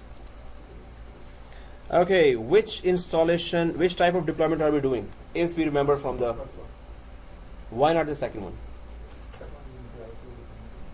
So for very big environments, we can go for second installation where we need 3 separate physical or virtual machines.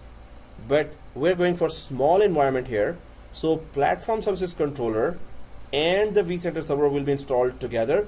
What is the purpose of platform service controller? It says here, sign on, licensing, and certificate management. This is our central enterprise services that platform services controller gives to the vCenter environment, and the vCenter does a daily job of managing the hypervisors. So we know that it is embedded platform services controller setting. This is an embedded setting, so we should know the terminology for that. It is an embedded deployment. Exactly. So both of these main features are there. So if this is selected already, click next. Now see this system name. So in our VCSA deployment, we had to make sure that the A record of this machine was there. But now this machine has already said that the vCenter will be accessible from server02.vmware-domain.local. We need to just double check. I know that the A record is already there, but we need to just double check by going to server 1 and DNS that is the A record for this already there or not. So we're going to go to server 1. We're going to open the DNS. I'm going to just double check if server2.vmware-domain.local is there or not. So I'm going to go to server 1 now. Actually, I'm already on DNS. So yeah, so tools, server 1, server manager, tools, DNS. Let me know when you're there. So if we go for refresh and forward lookup zone. So if you see this, you're good. So let me know if everyone's there. So it is server 02 inside the forward lookup zone, inside the VMware domain.local, and server 02. So let me know if you want any help or anything else. So anywhere. So if this record is there, we're good. We can go ahead. If it's there, we can go back to server 2. So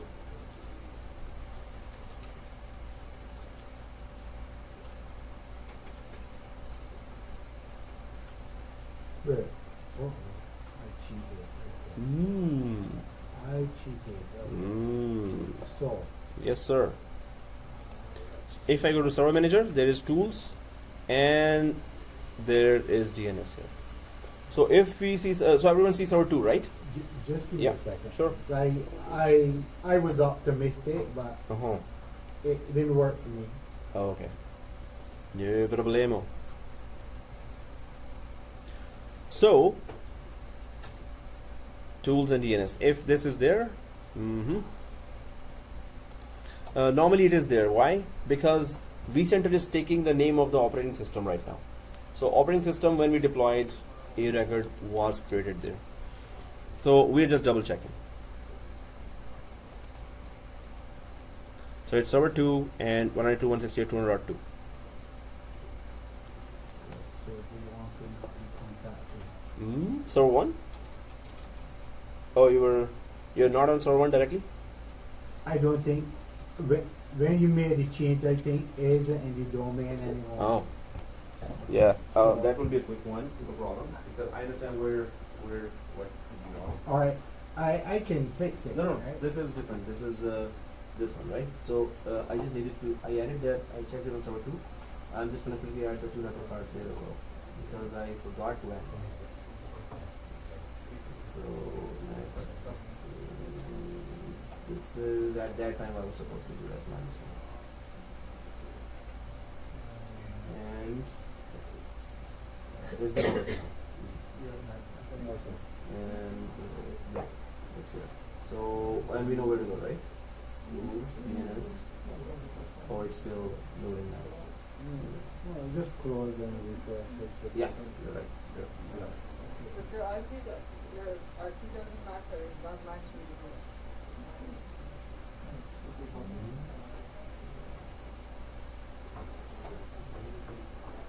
Did we get to it? Starting at-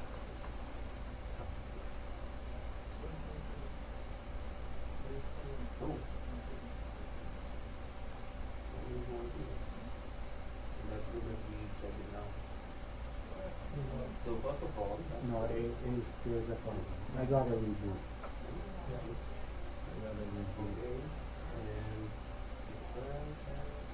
I got a reboot one. Oh, okay. And was there only one at the time? Oh, Yeah. So definitely we need to do a static IP. So it's 192, 168, 200.2. 200.2. And tab. Tab again, because it's already automatic. 192, 168, 200.1. 200.1. Tab, yeah. Same. Okay. Yeah. Okay. Oh, and one more thing. Now we made a. We need to say. We need to run IP config first DNS insert DNS on both of them. Yes, forward slash flush DNS. US DNS. Enter and IP config. Yeah, register DNS. Register DNS. Same on server 2 as well. I had to reboot server Yeah. one. Okay. Yeah, it's gonna be okay now. Yeah, we're just being perfect. We're on that too. Yeah. That's it. Oh, here, long password. So wherever vCenter is asking for a password, it's always only vCenter. It will be long password. So yeah, let's see.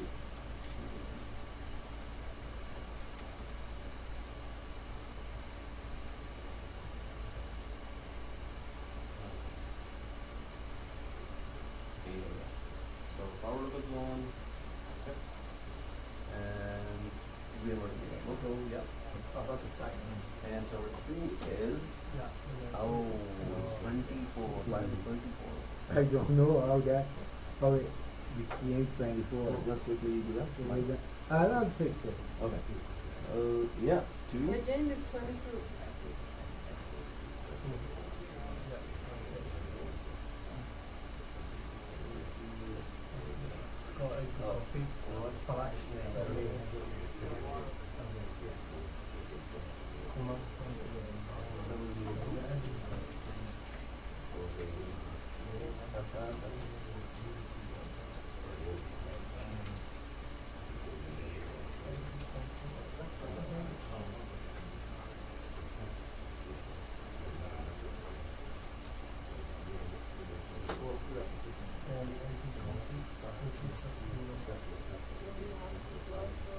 Yeah, I hope the client and then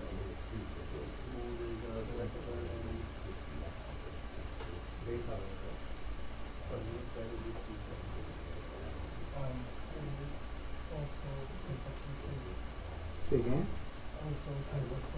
yeah, it's already open there, right? So after all, yeah, yes, sir. Yeah, yes, yeah,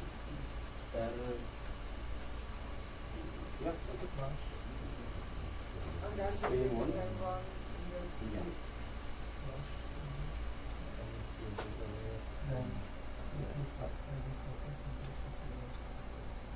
Oh, you changed it to, yeah. I hope it's not there in server 2. Let me just, it might come back 24. You know why? Oh, they're not. Oh, resuming now. So guys, we have double checked that server 2 is there a record in forward lookup zone and reverse lookup zone, and if we had to make any change, we actually made that change and put the IP controller flush DNS and register DNS. If you're configuring these environments at home, please double check that DNS is perfect, right? Forward lookup zone and reverse lookup zone parts of that, and especially VMware Lab, you must have a replica of that at home. It's very, very important for the market. So, and then we're going to go for server 2 and continue. So we double check that it was server, the IP is correct. Now we're going to go for server 2 and click next. I hope everyone's there. You should be seeing this screen now. So you can see that in VCSA, our VMware domain name was vmware.local. Here in vCenter, the domain name is, which we are going to work throughout the course, is vsphere.local. So it is okay. vsphere.local is okay. We can put any name here actually, but vsphere.local is okay. And let's put the long password: small ABC, capital ABC, shift 123, and simple 123.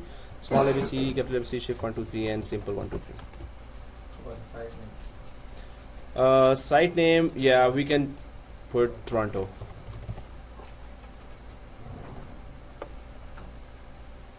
So now we have the screen looks like this: vsphere.local, long password, and Toronto is the site name. So let's click. If this is done, let's click next. So I have clicked next here, and this is vCenter server service account. So it just says that if you select this option, you cannot connect to an external database using integrated Windows authentication. So we do not have a external database here. If we had external database, then we would have gone for second option here. We will be deploying that with a Postgre or internal database. So we don't need to make any change on this. We just need to understand what is this option here, right? And this is that if you have a local database, then you keep this option selected. If you have external database, then you go for the second option. We don't have an external database. So let's click next. Nothing to change on this page. And yes, because we chose internal database, this is the Postgres embedded database that is going to be deployed here now. So nothing to change here as well. It's going to deploy the database itself. Let's click next.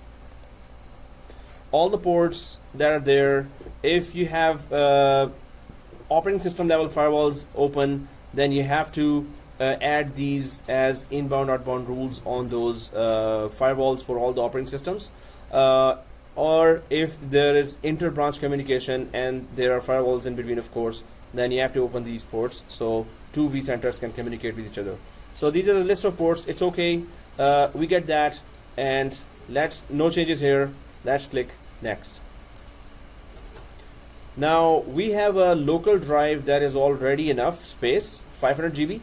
So we can stick to C drive. Otherwise, in production environment, normally it is a second drive, D drive, E drive, F drive, where we normally deploy vCenter there, because this is still the system partition as well. But we have 500 GB, that is more than enough space for our test environment, so we can stick to it. Okay, so let's click. Yeah. What happened? Something just. Uh-huh. popped up. It's okay, next. Just give me a second. Sure. Alright, go ahead. Okay. So destination directory C, we're okay. Click next. No changes here. And there is a customer improvement program. We can just uncheck that. No problemo. And let's click next. So it says ready to install. So vSense server with an embedded platform, blah blah blah blah blah. Everything is there, right? So let's go ahead and click install.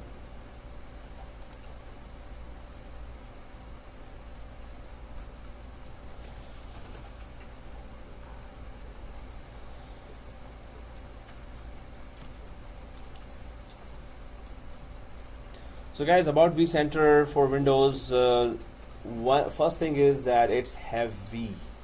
So second thing is, when we start the machine at the start of the class, it's gonna take at least 10 minutes just to start the services in the background.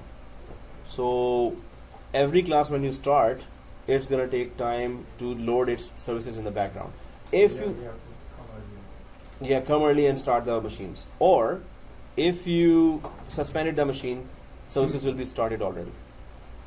But in many instances, I've seen that a fresh start always works better, because some of the services would require you, they will kick you out first of all in suspension. When you come back from suspension, you have to log into that. Some services are not refreshed, so some of the features stop working. So we found that, okay, why don't we just start the vCenter? But then it takes time to load all the background services. Okay, so one thing is that now it's going to take some time to install, so we can just discuss our next major steps. Yeah. Oh, any questions? So here, what are our next major steps? So I'm just going to put that diagram again on the third one, so we could clearly see that what are the next steps we're going to be doing. So it's the configuration of our vCenter and the whole environment that we need to pay attention to.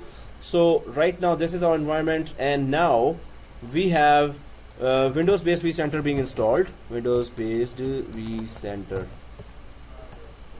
So after its successful installation, we're gonna at least run it once. The link, the URL that shows how to open the vCenter, always click that at the end. So it will load in the browser, and browser will cache that. So of course we have to restart after that. But if you click the link, browser will cache that link. So when you come back and log in, the link will always be there, right? So when you start typing, it will just show, yes, this is the link you want to go to. Okay. So first thing after the successful installation is we're going to keep those configurations on one level. So 8 GB 2 procs here for each Esxi servers before we start them, and here and here as well. So we're going to balance the whole configuration after this vCenter is deployed. We need 8 GB for Esxi because we're going to launch virtual machines there. We need 8 GB for the vCenter as well, because it's heavy. So we have a total of 32 GB in our physical desktops here, right? So we need this 888 GB, right? Wherever we can increase the RAM, it's always good. So it is all 24 GB is here, 4 GB I've given here already. So 4 GB 1 proc, which is okay. It doesn't do much, server 1. So this is our configuration throughout the course that we're going to maintain after we have deployed it, this Windows-based vCenter. So 24 and 28 GB. Now total will be 28 GB. We have a total of 32 GB in our physical desktops, right? So 28 GB and the 4 GB left is supposed to be left for the physical desktop for it to breathe as well. It needs some breathing space, right? Otherwise, physical desktop goes slow, it slows down the whole thing as well. So 4 GB left for the physical desktop RAM configurations. So now 4 GB 1 proc, 8 GB 2 procs. So how will it happen? Esxi 1 and Esxi 2 are already shut down, right? Yes. We can make those changes even now because server 2 is like, it's installing now. That's a fact. So It, yeah, right. Man, you have a super duper computer. I thought, oh, wow. So Esxi 1, it is shut down. While it is in shutdown state, we can change the memory down to this for Esxi 1 and Esxi 2 and keep it shut down, right? So we can do that now because server 2 is busy during installation. We can do the rest of the settings there, right? There's two processors, right? Yeah. So Esxi 1, 8 GB 2 procs and keep it shut down. Esxi 2, 8 GB and 2 procs and keep it shut down, right? And then 1 core, right? Two. Yeah, 2 processors, 1 core. Yeah. So now I'm gonna go to the shutdown hypervisors there. Esxi 1 and edit virtual machine. And Esxi 1 was on 19 GB, so I'm just gonna put it down to 8 GB here. And if it's 4 procs, so I need to put it on 2 processors. Esxi 1, now it's down to 8 GB, and I want to keep it down to 2 processors. So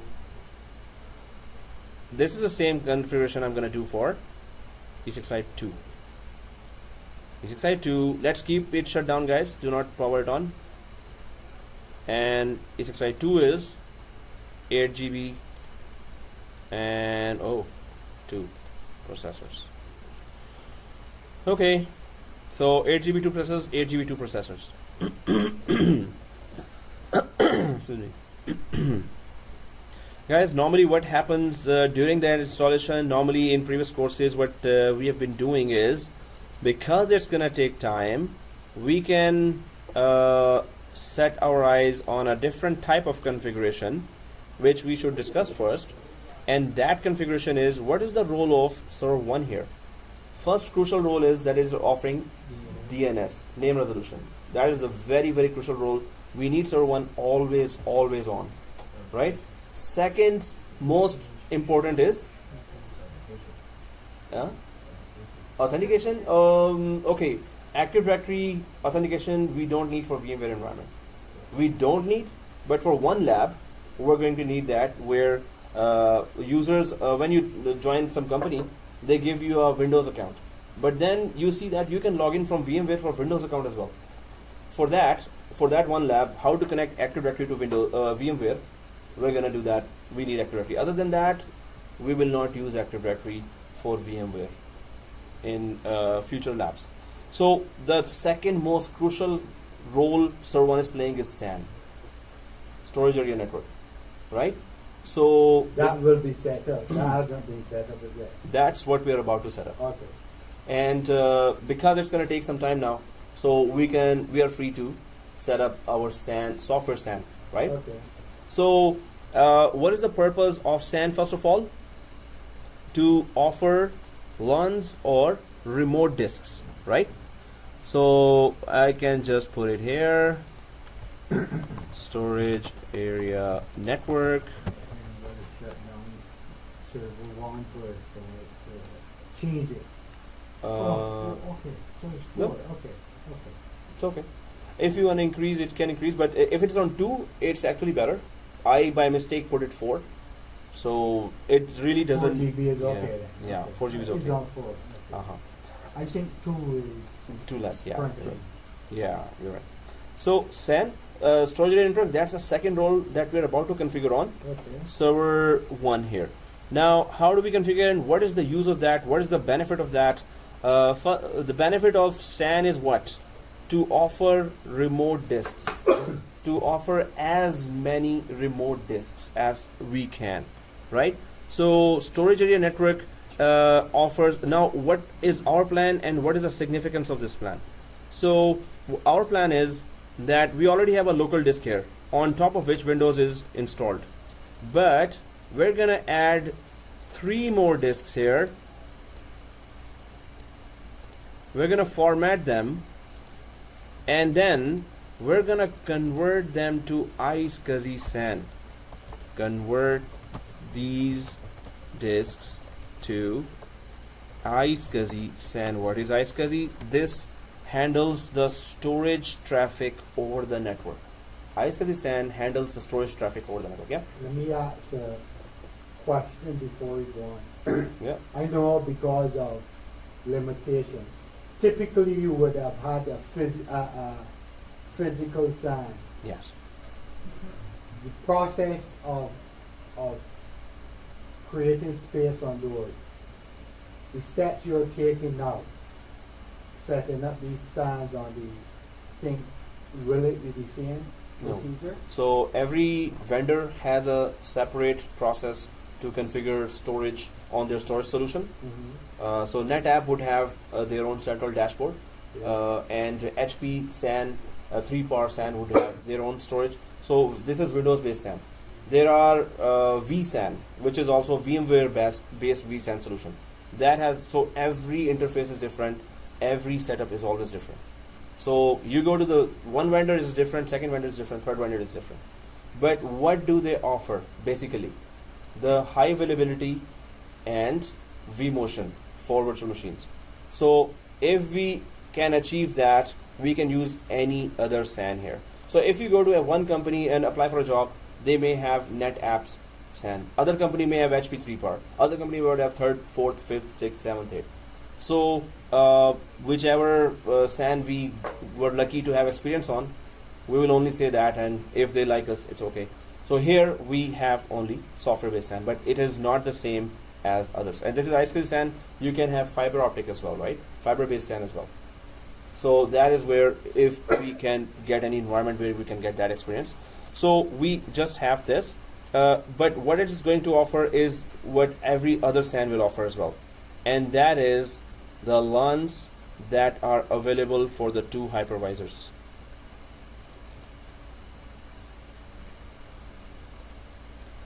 So there are 3 separate disks that we're going to convert to iSCSI, and then the LUNs that are going to be offered, or remote disks that are going to be offered to both hypervisors. If there were 200 hypervisors, each disk will be attached or mapped to every hypervisor that is taking part in high availability of virtual machines. So this is the disk here, 3 disks. We're going to convert and format it to NTFS partition. Then we're going to convert it to iSCSI SAN. Once we convert it to iSCSI SAN, these disks will be available to be offered over the network, right? So what we're going to do, we're going to add 3 disks, we're going to format them, then we're going to map them to both hypervisors. And what is the significance of that now? So what is the benefit of doing all this? So even if you have NetApp SAN, ultimately your disks will be mapped to ESXi1. Each disk will be mapped to every hypervisor, right? If you have 200 disks there and you have 100 hypervisors, so each disk will be attached to every hypervisor if you want that. Otherwise, whichever hypervisor you need to have high availability for virtual machines, you will keep on attaching those disks there. So this is how it looks like, right? Now, virtual machines, what is the benefit? Anyone knows what's the benefit? When we deploy a virtual machine previously, we deployed the virtual machine on top of a local storage here. So the disk was for this server was here, right? When we didn't have vCenter and we were testing our environment. So the local disk, we deployed our virtual machine.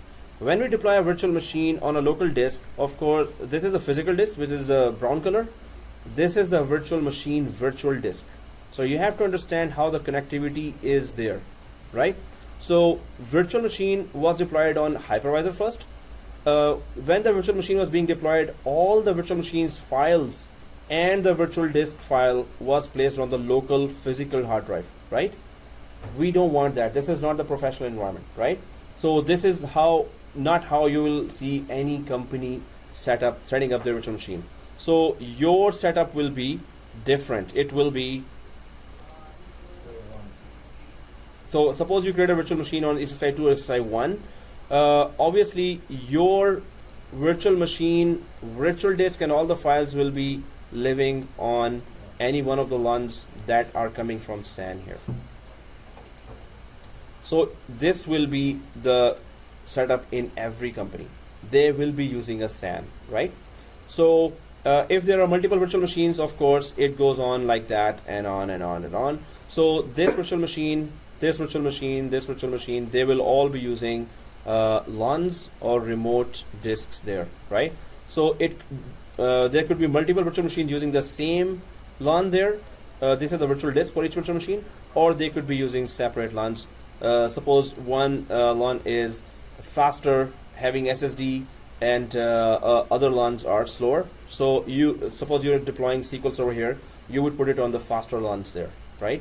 And if you're deploying file server, web server that doesn't require that much IOPS, you can put it on slower LUNs there, right? And bigger LUNs and smaller LUNs, these are also factors there. So the professional environment would be that the SAN, Esxi SAN or fiber optic SAN is configured. The storage, the remote disks are attached to every hypervisor here, and then on top of that storage, you start deploying virtual machines. Virtual machines will load on the memory of the Esxi 2 or Esxi 1, but their disk will be living on LUNs here. Now, what's the benefit of doing all this? Why do we even care? Why don't we just keep it on the local storage? Why do we need it on LUNs here? In case it fails. First thing, in case the Esxi goes down, the virtual machine files were never on top of the local physical disk of Esxi 2. They were on the LUNs that are living here, right? So first of all, your virtual machine files are safe if the Esxi 02 goes down. That's the first purpose. But what's the second benefit? There's another big benefit here. Availability. Availability? Huh? You were saying live? Less, Oh, you don't have to less, see it. less computing devices. No, computing, local computing is used. Local memory and processor. Those are virtual, right? Yeah. So virtual machine is using processor and memory locally here for this hypervisor. But it's not using the storage of the hypervisor. It's using the remote storage here, LUNs. You were saying also? It's very low. Hmm? It's, I mean, there's somebody working. You're not gonna know. It's still the- Yes. So you're saying failover, Yeah. but it is. I never hear that word come out of your mouth. It was very less. You could say it louder as well, because I was really concentrating. What I guessed it that you must have said failover. So No, it's a very low. okay. So no, you're very soft spoken. That's very nice. That's so No, I just noticed yeah. So what you're saying is the word is vMotion. that. Yeah. Failover is also, yes, that is also useful for that. So failover and vMotion, both. So vMotion is live migration. The other word for vMotion is live migration. What does that mean? Yeah, that's what you were saying, live. But exactly, so you're there. So second benefit is this: the virtual machine can move, live migrate. We will call it vMotion here. It will vMotion from one hypervisor to another very quickly within milliseconds, and it can just vMotion back and forth whenever it needs. But why would it be able to do that very fast? The disk is not moving. The virtual disk of the virtual machine is not moving. Only the memory contents are moving. So at once done. So users who are working while you move the machine will see no difference of performance. Other than a little freezing, they will not see any difference. Right? If it was locally available here, which is not recommended, so then virtual machine will move and the disk will also move. And if the disk is 80 GB or 100 GB or 200 GB, it's going to take all night. It's going to take a lot of hours. So the virtual disk of the virtual machine must not move. Unless you want to move it from one LUN to another, that's another thing. But during the vMotion, virtual machine will move, the memory contents will move, very light files will move, but the virtual disk will remain on the LUN here. So that's why it will be able to do vMotion very fast, right? So, and the LUNs, one LUN is connected to, suppose you have 10 hypervisors. We have just 2 hypervisors here, right? ESXi1, ESXi2. Suppose you have until ESXi10. So all 10 hypervisors will be connecting to this disk. This disk will be connected to all 10 hypervisors, and this disk will be connected to all hypervisors. If that's the case, virtual machine can vMotion from ESXi2 to ESXi10 directly, or ESXi2 to ESXi4 or 5, because What is it that it's managing all these movements, Mhm. all these vMotion? Yeah, who is managing that? No, yeah. What is it that's managing? What Uh-huh. is it managed from server vCenter. to more? It is managed for vCenter that is being deployed right now. And the vMotion feature is only available if you deploy vCenter. If you don't deploy vCenter, it's not available, right? So the virtual machine for small, It size? size. Yeah, it is, size-wise, it is very small. Memory contents are few megabytes there. So it at once migrates vMotions. But the virtual disk may be 100 GB. So virtual disk better not be moving, right? So visual this year you're gonna stay Yes. in there, but the memory is. Memory contents which are very small in size. So memory contents is what? But they still Huh? have access to it, right? Yes, that's the thing. Virtual machine here, when it was on ESXi2, it had access to its virtual disk because this LUN is connected to ESXi2. When it moves from here to here, this LUN is connected to ESXi1 as well. So virtual machine will never lose access to its virtual disk, even if it is here or any other hypervisor. That same LUN is connected to every hypervisor. So virtual machine, when it moves to any hypervisor, it still has connection to its virtual disk, always.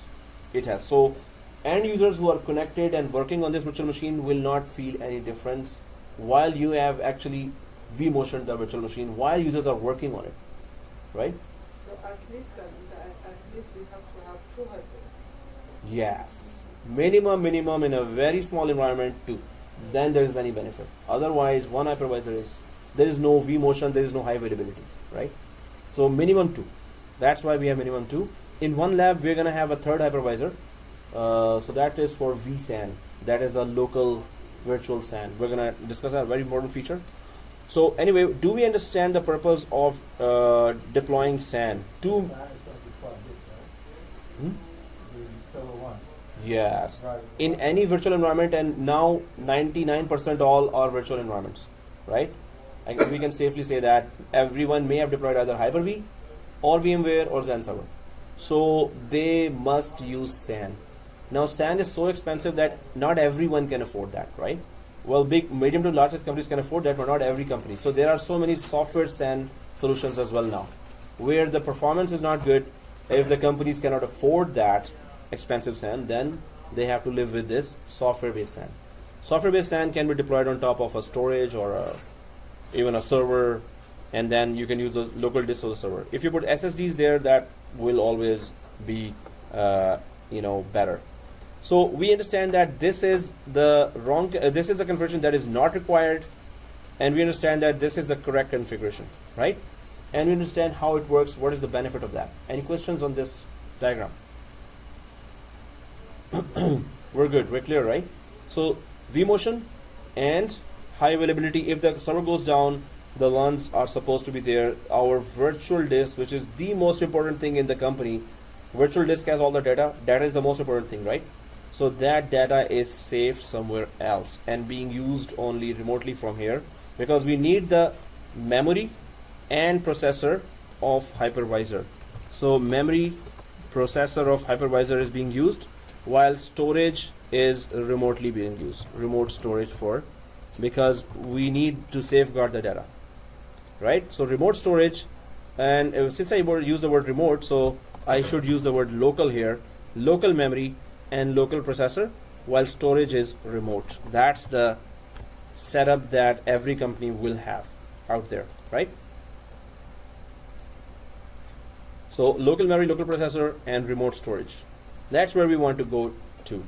And now, if we understand this environment, what we need to do is, we need to go to server 1. We need to add 3 disks, which are 300 GB each. And then we're going to format them one by one, 1, 2, 3. And then we're going to convert them one by one to Scuzzy 1, Scuzzy 2, Scuzzy 3. And we're going to wait for vCenter to be deployed because... done? Nice. Okay, that was fast.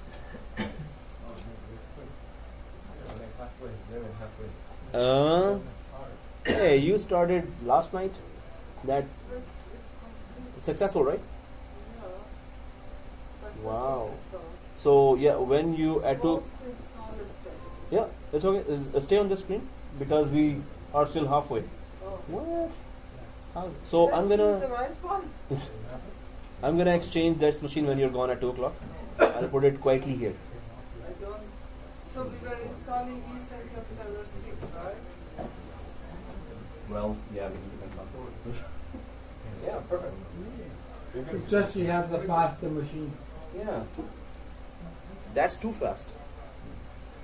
Everyone, are you ahead of me? Are you?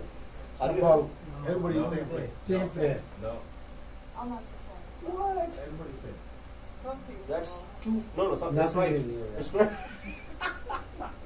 Yeah, I'm done. You're done? No. No, is everybody in the same? Well, maybe it just jumps right away now. We don't know because it happens. It is just when it is done doing services, it might jump right away. So in order to add iSCSI, we need to turn off the server 01. No, we do not turn off. And stay on that screen where you were. Do not close that screen, right? On server 2, do not close that screen. No. No, like if you didn't close, let's go to server 1 now. That's what I'm saying. That don't close it. Okay, guys. So ours is still crawling. Server 2 installation. So we're just gonna go for server 1. Everyone on server 1? Yeah. And we understand why we are there, right? So now I'm just gonna make it bigger. Okay, we're on server 1 and we need to add 3 disks. If I minimize that, so guys, if you're on server 1, do you see server manager here? Yes. Server manager, and whenever it is opening, let it open, keep it open, and because this has all the tools to configure the local server properly. So server manager, if you have opened it, do you see file and storage services here? This one. So let's click the file and storage services. This one. And in the file and storage services, do you see disks here? Yes. Disks. Once you see disk, how many disks do you see there? One. Everyone should be seeing 1 disk here. The 500. The 500 GB. Okay, and we are on server 1, right? Okay, so keep this screen open and do not close it. Keep it open. Let's go up to server 1. This is like we are going to the shop. We bought 3 new disks and we added to the disk bay there on the servers. So we're gonna right click the server 1 here, and we're gonna go down to settings here, and we're gonna add 3 disks, 300 GB each on server 1. So right click on server 1, go to the settings and click add. Once we click add, it is already on the hard disk. So we can just add 300 GB each, 3 disks. So hard disk, next. Scuzzy is okay. Again, next. We did that before as well, so we know that's procedure, right? Create new virtual disk is okay. We just need to change it to 300. This one. Yeah, it's single file. 300 GB and single file. And next, finish. Second is same, third is same. So 300 GB and single file, and click next. Nothing to change here, click finish. So 1 disk added. Let's add the next 2 disks. That is only one time we're gonna do. Hard disk again, already selected. Next, Scuzzy is okay. Create new virtual disk is okay. And 300 and single file. On this page, 300 and single file. And next. Finito. And third one. 300 single file, next, done. Okay, so we see 3 disks here now, 300 GB each. This will also tell us that these are only being used for LUNs. By the size we will know that which one we are supposed to touch for LUNs and which one we are not supposed to touch for LUNs, right? So we're going to offer these remotely to both hypervisors. So if these are there, press OK. And we are still on the this file and storage services volumes and disks page, right? So all we need to do is refresh. When we do refresh, we will see these 3 disks appearing here now. So where is the refresh? Here's the refresh on the top. On server 1. Now you asked the second time, huh? We're always on server 1 for the disk. Master Ji. Did you do it on 2? Ouch. Well, redo it on 1. No, I did it on 1. Okay, then why are you confirming again and again? Okay. Refresh, and once we refresh here, do they appear here? Offline, yeah. So I refresh a couple of million times. Now they appear. So offline 1. So guys, let's just stick to 1, then stick to 2, then stick to 3. So let's configure first disk. What we need to do, we just need to format it, right? So if you're all here, we all see that, right? Marty, you see that? Yeah. Okay, so the 1, let's just stick to only 1, right click and bring online. 1, right click, bring online. And once it is done, press yes. Again, same disk, right click. Yes. Yes, press yes. Again, same disk, right click and initialize. Same disk, initialize and press yes. This we did in MCSA so many times. So right click third time here, and then we go for new volume now. So I'm just sticking to disk number 1 because I need to configure it first properly, then I go to disk number 2. So new volume here, right click third time, new volume. Everyone there? Yes. And new volume, and then of course the wizard starts. Next. Yes, that's disk 1 here because disk 0 is already for system volume. So disk 1, select, next. 300 GB is all we're gonna use, so it's okay. Next, nothing to do here.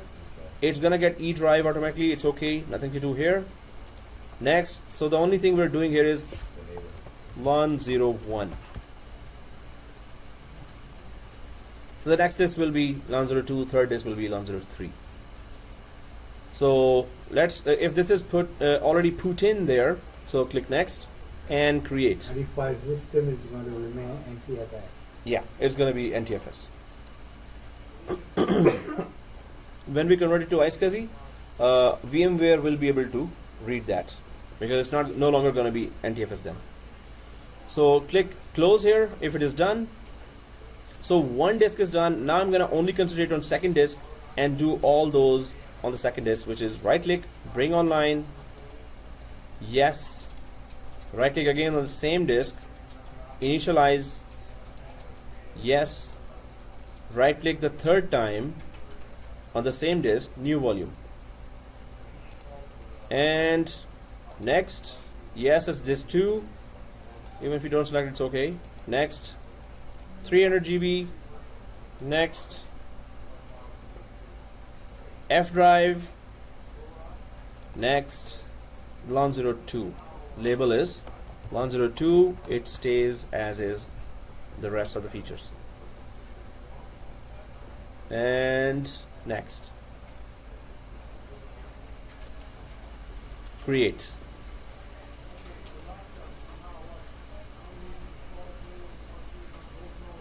Close. Now we're going to go for third one and same drill. Now we know the drill, so bring online, yes. Right click, initialize, right click, new volume, next, done, LAN 03. So in MCSA we were doing RAID RAID 1 and RAID 5. For that, we had to add 17 disks. And you do each one by one? Yeah, we had to do that one by one. I did not find any script that could do it for us.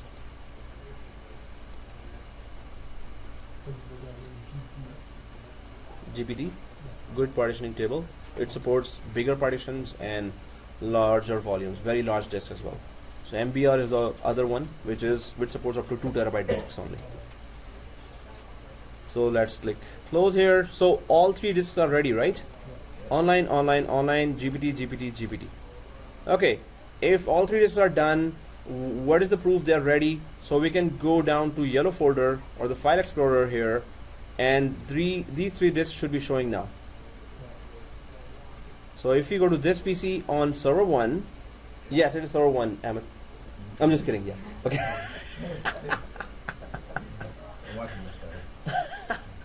Okay, so here, long 0, 1, 2, 3, if they're showing, we're good. So everyone's showing there, right?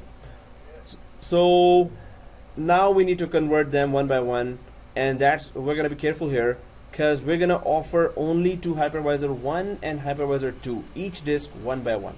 So because when we put it on over the network, not every server is allowed to connect to them, right? Whichever server we point out, they will be connecting to those. So we can just go to, if we are on the same screen, so let's minimize this this PC here, yellow folder, minimize that. Are we on the same screen? Yes. Yes. So do we see this Scuzzy? If we see that Scuzzy, click here. First, it's going to be installed. The Scuzzy feature is showing here, but it is not installed yet. So once to install Scuzzy target server, start the add roles and features wizard, right? So let's click the to install Scuzzy target server URL here, link here. So once you click that, it's gonna automatically take you to this area, which is roles window. And if you go down, this option is already selected for you. So please confirm, just make sure if this option is selected, we're good to go. If this option is selected, right? Yeah. So here, do you see this? We were here, disks, right? Yeah. If we go down, we see this. Do we? Oh, then. Master G. Okay, so. Oh man, yeah. Yes, now that's a good one. So, Scuzzy here, and then click this, and then that's it. It has already selected for us, so it's just next finished, right? So it's already selected? yeah, this one. Please confirm it is already selected. Scuzzy target server. Okay. If it is selected, let's click next and next. Nothing here. Click restart. If it wants to restart, it will restart. Otherwise, it will not restart if there is no need. So press yes and install. Go ahead. But what is target server? What is an initiator? Master G, Oh, what are you? I was typing it. oh, then Master G. So,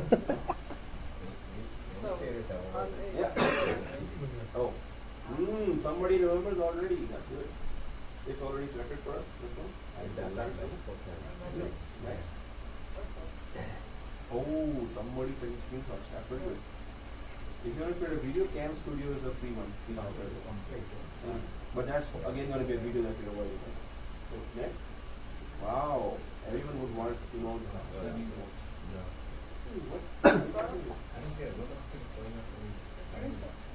You're using Snagit? No, she's using OneNote.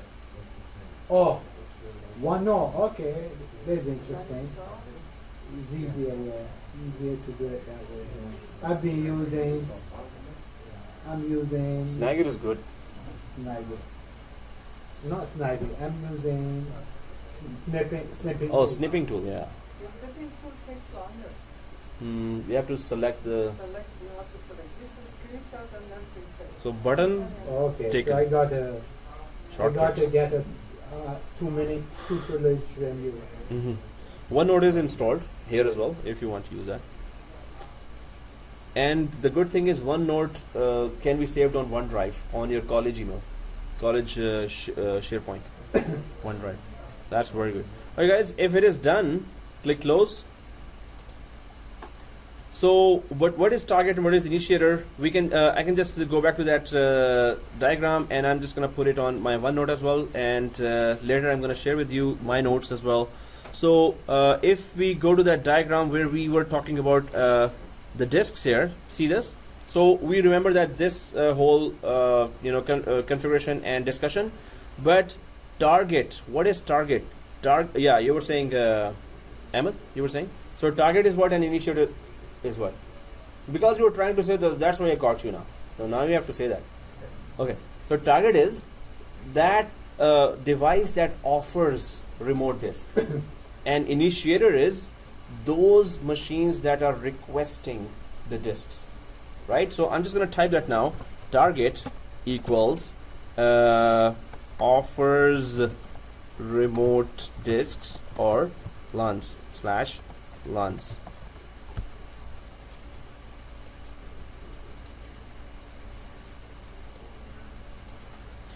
This is target offers remote disk, and in our case server 1 is our target machine, right, which is offering disks.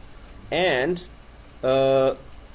initiators, INITIA, initiators are requesting LUNs or remote disks, right? So initiators requests. So who are the initiators in our diagram? Esxi1, Esxi2 will be requesting the disk, and server 1 will be offering the disk. Server 1 could be any SAN device. Any SAN device is a target device, right? So, and initiators are requesting LUNs there. So, server Esxi1 and 2 will be initiators. So now we're going to be configuring iSCSI setup here. So this term will come now, that who's the initiator and who's the target. So we know that target is offering disk, initiator is requesting the disks. Okay, so let's go back to server 1 here. I hope everyone is on server 1. And here on server 1, we're still on this screen. So please confirm if you're on this screen. iSCSI and this screen. So now you should see, to create an iSCSI virtual disk, start the new iSCSI virtual disk wizard. So now let's convert the 3 disks to iSCSI disk, because if they're not converted, they cannot be offered over the network. So let's click this URL now, or link. Once we connect to that, we can select C drive, right? To offer it remotely for others. We cannot, exactly. We cannot select C because we don't intend to offer that remotely over the network, because it has the operating system there. So we're going to go for E drive, and we're going to offer it to Esxi1 and Esxi2. So E drive select, and then click next. Now it asks that, first of all, what is the name of the disk? Everyone there? No, I am not. Okay, For what some happened? reason, when I click on Scuzzy, Uh-huh. was that?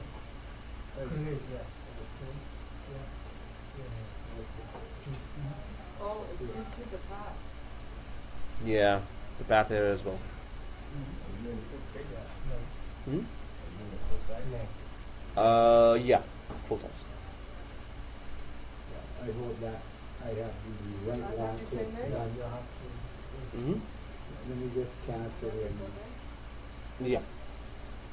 So 101 and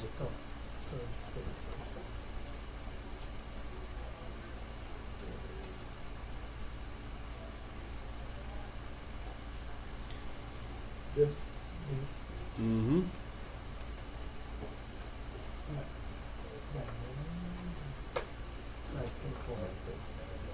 select.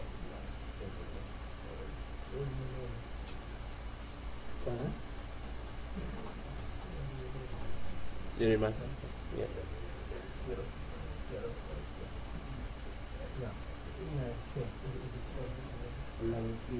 LAN 01. Select E drive and LAN 01. So Type the name here. So how So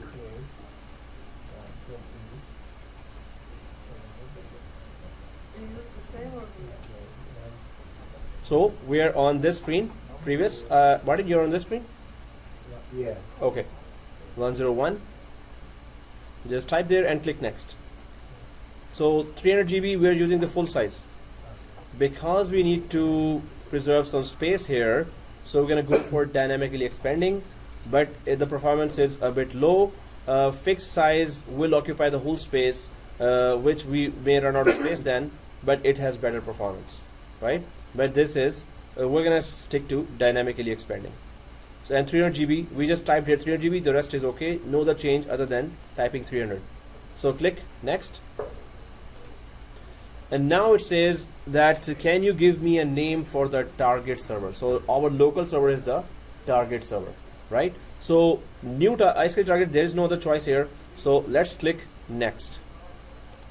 And now we can give it a target name, which could be company disks. You can just put any name here. Suppose it's for Toronto branch, so Toronto SAN disks, SAN target, any name, right? So company disks is the target. And click next. So company disks and then click next. Here it's asking click add to specify the Scuzzy initiators that will access this Scuzzy virtual disk. So of course our Esxi1 and Esxi2 are the requesters or initiators. So we need to just add their identity here. So let's click add. So there are many ways to add them here. The fastest and easiest way to add them is IP address. This one. We can go for IQN, which is storage address in each machine there. We can go for DNS name as well. We can go for MAC address as well. Let's put the IP addresses there. So that would be easiest to go for and recognize. So 192.168.200.3 is ESXi 01. I hope everyone's there. IP address 200.3 is the first hypervisor, and press OK. If you have put that, press OK. So it shows here like this. Second one as well, which is again you have to click add. Suppose there were 10 hypervisors, you would have done it 10 times then, right? Unless you had a script and you would have done that way. So click add, and then you go for IP address. Again 192.168.200.4 is the second hypervisor. So we are offering this first disk to only these two hypervisors. That's what we're doing, right? We're going to do the same thing for second and third disk as well. So press OK, and your screen should look like this now. Make sure IP addresses were correct, otherwise it will not detect there within the vCenter when we are adding there. So make sure the IP addresses were correct. And especially they are case sensitive, so don't put them capital letters. we continue to this one to add all the disks? This is the way that we add all the disks? Yes, this is the way we add all associate this with the hypervisors or initiators. Exactly. This initiator could be another server as well, a Windows machine, a Linux machine as well, that we can remotely give it to, right? So, okay guys, if this is the screen how it looks like, let's click next, right? But Yeah, what yeah. do you do for this third one? We have two hypervisors, Esxi1 and Esxi2. If we had 10 hypervisors, then we would have kept on doing that, but we have only two, right?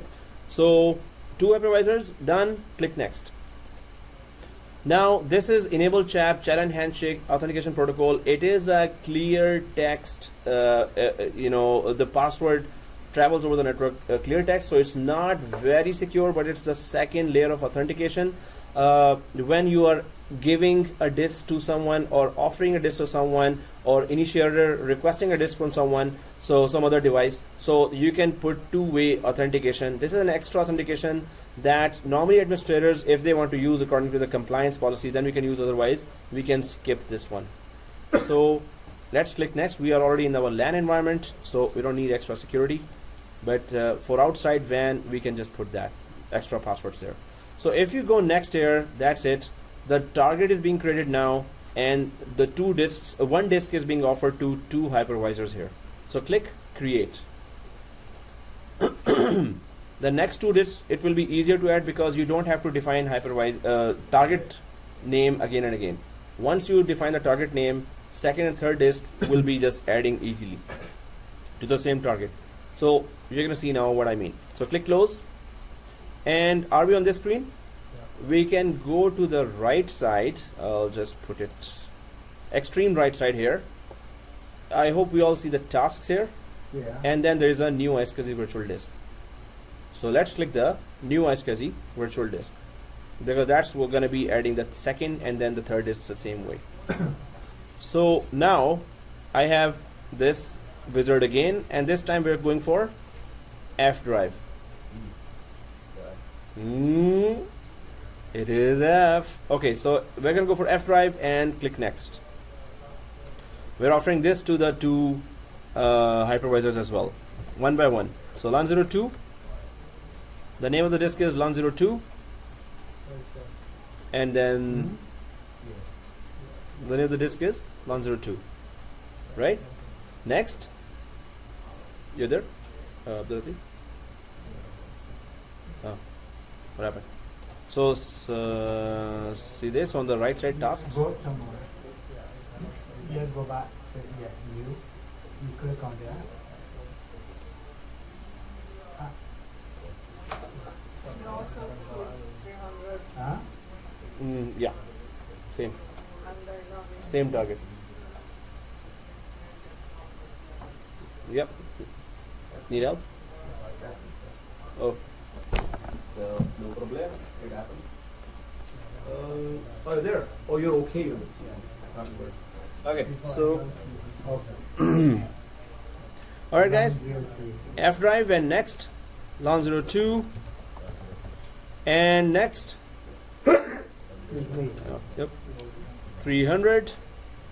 Dynamically expanding the same configuration again. 300 is the same. Next. Now we don't have to define a second target. That's it. We keep on adding to this target. Maybe there are 100 disks. We can add to this target 100 disks. So 100 disks will be detected there on the initiator side. If there are just 3 disks will be detected automatically on the initiator side. So we're going to add it to this target as well. And next. And create. And we know the drill now. We can go for the third one as well. LAN03.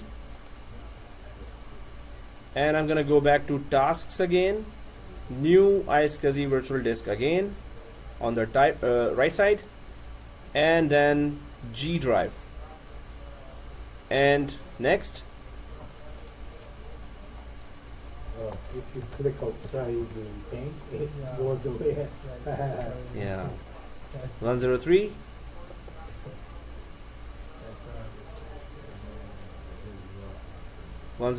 Next, again 300. We get the drill. We get the idea now. Next, same existing Scuzzy target,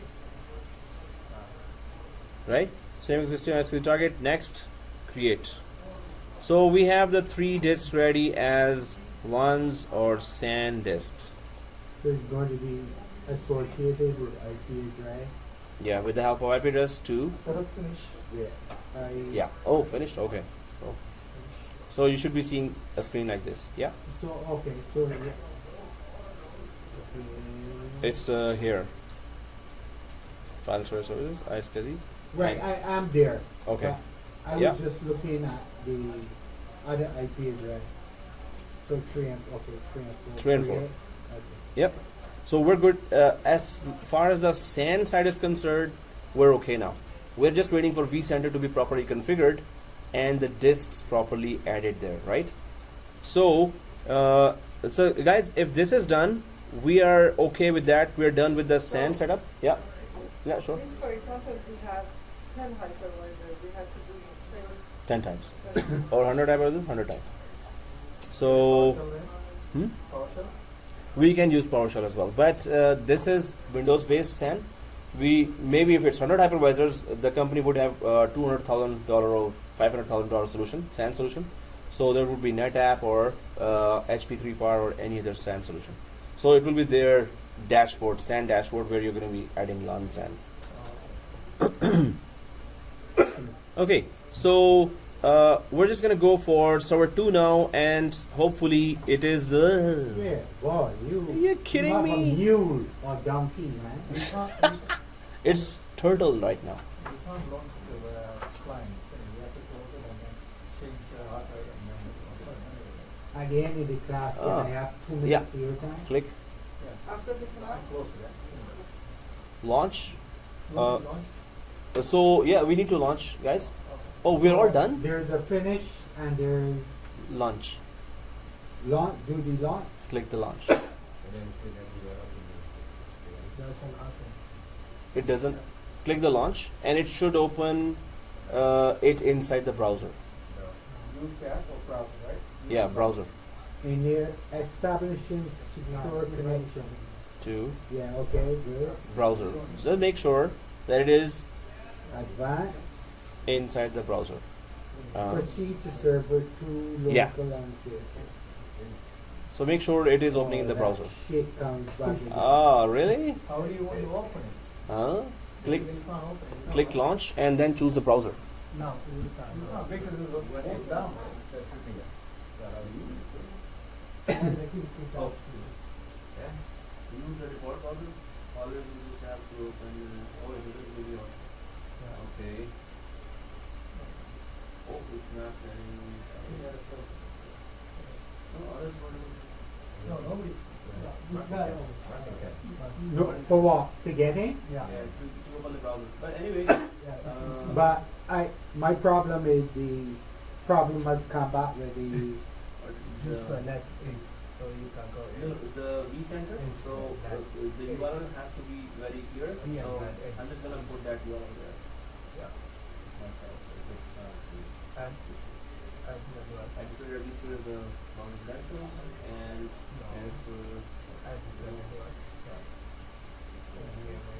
custom. and for the report now it has opened. We need to get that. Wow. Okay, anyway. So all we need to do remember is the URL https://server02.vmware.com/vsphere-. So yeah. Yeah. So how this was Yeah, now we yeah. No, but did you type it yourself? You just click the launch. It's not active? After some time? You trying? Well, let me give you the, because everyone's server 2 is same. I have the same Chrome problem again. Oh yeah. Now I hope I'm gonna come to your screen machine now, but we just need to download that Adobe. But now we should have internet connection to do that. I do. You have an internet connection? Oh.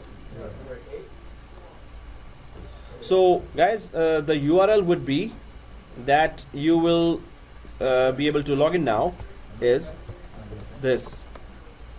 URL is https:// No, you don't need server02.vmware-domain.local. Just go where we are coming from, server. We're inside server 2, and I'm telling you or everyone that we're going to put this URL in the browser and it will open your vCenter, right? So I'm also done. So this is vsphere-client. Just make sure if it is not opening, this is the URL for your vCenter. Oh, it is. Yeah, if the launch does not work, then it is https://server02.vmware-domain.local/vsphere-client. So please make sure that your vCenter opened, and then we can simply shut down the machine. So vsphere. So if this is there, I'm just gonna open or click that in the browser. Oh, it is done for me. I'm just gonna go for launch vSphere web client. Oh, it's giving me the same. See, now you don't have to flash. So I'm just going to log in from browser.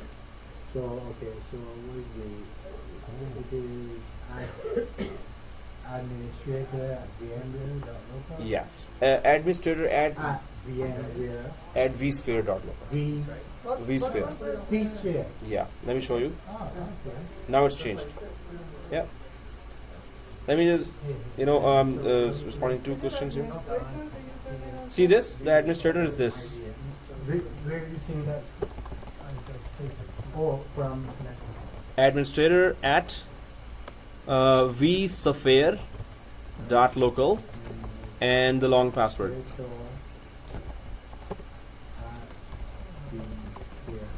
Vsphere. VS Yes. Dot client. PHERE dot local. Vsphere.local. So this will be throughout the course our login credentials for vCenter and the long password. Yeah, sure. Yeah, with the URL, I'm just gonna put everything on a notepad now. So always you have to use this, right? So I'll just put it on. Password is a long password, right? Yes, the password is long.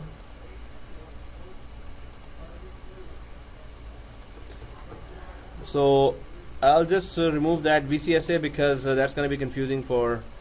Authentication failure. Administrator Save at vSphere. dot local. Yeah. No, oh, dot local. Okay. Dot local. Okay. VSPCR Client dot counting. local. Yeah. Dot local. Administrator at vsphere dot local. And save. So it is on a notepad now. In next class, when you log in from vCenter, it is on a notepad already that the URL is this and the credentials are here. So I'm just gonna go ahead server 2 and I'll just put this URL here. Guys, just make sure you're able to log in to the vCenter. Oh, then check the spellings and so proceed to server 02. Now let me back to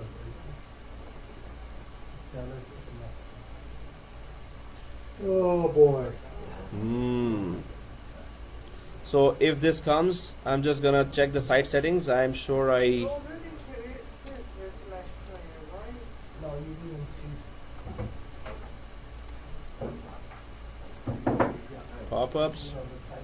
allow and automatic downloads allow. These three are done. We'll be okay. Refresh. Okay, we're good now. So the administrator. So administrator at vsphere.local and small and long password. Let's see if it lets us log in now. Yeah. So if you're logged in, suspend server 2. So guys, next class, if we have changed the memory for Esxi 1, Esxi 2, it's okay, but we haven't changed the memory of server 2. So in next class, or even if you're shutting down now, you can just change it. Oh, Yeah. I did do it. Yeah, let's do it now. Next time we just have to start Okay. the server 2, right? Okay. So Esxi 1, 2 we changed. Server 2 is 8GB Yeah. 2 processor. Server 2, 8GB 2 processors. So we are suspending, huh? Yeah. Suspend gas. Yeah. Suspend, but suspend, does it let you change the RAM? So, It may not. no. It lets, yeah? Did it suspend? Suspend never works. So It you does. are closing this log off from Yeah, it? if you logged in, we're good. We're done. So don't log off from it? We can, yeah, suspend, even if you log off, it's I okay? can't change anything. Suspend? Oh, Not okay. Suspend. Okay. So we can just do it next time, but the main thing is before starting, just make it 8GB. Right? 8 GB? How about the process? Yeah. I'm just going to shut down. Yeah, shut down. How about So- the process?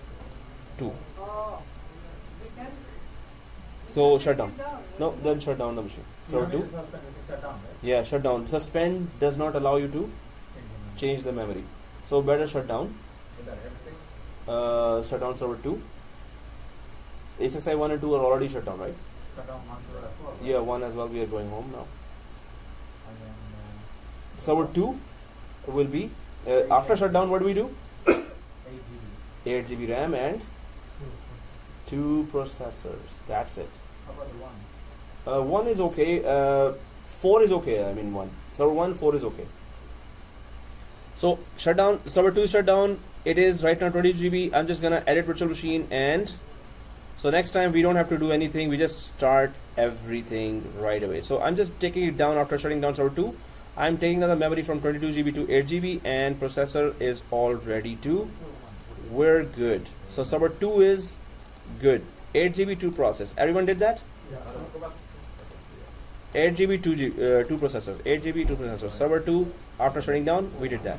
If this is done, we're good. Is it done for everyone? Yeah. Okay. So server 1, 4 GB 1 processor is okay. Right? 4 GB. Yeah. Yeah, this is just the DNS and the DHCP. Yeah. So yeah, it's not gonna be us requiring a lot. Oh, but we're gonna be placing virtual machine disks on the LANs of server 1. So server 1 better perform better. Oh my God. Good. So virtual machine disks should be okay. So Yeah. 4 GB still will work because we tested that already. We tested with 2 GB. Ideally, for this type of thing, you need something with at least How much 64 was gig. your Yeah. memory record to 4 GB, 8 GB for the server to issue? Server 02, before it was 22. Now we turned it down to. Mine was 22. Oh, that's good. 2 GB more, that's why you were finished early. But actually, just 2 GB more, still that was too fast. Very fast. Wow, that's first time I'm seeing that. This is too fast. Alright guys, so now we're gonna configure the whole environment there, and we're gonna go ahead with all the features one by one for VMware. So Friday, if they keep it, I just wanted to show me how yeah. to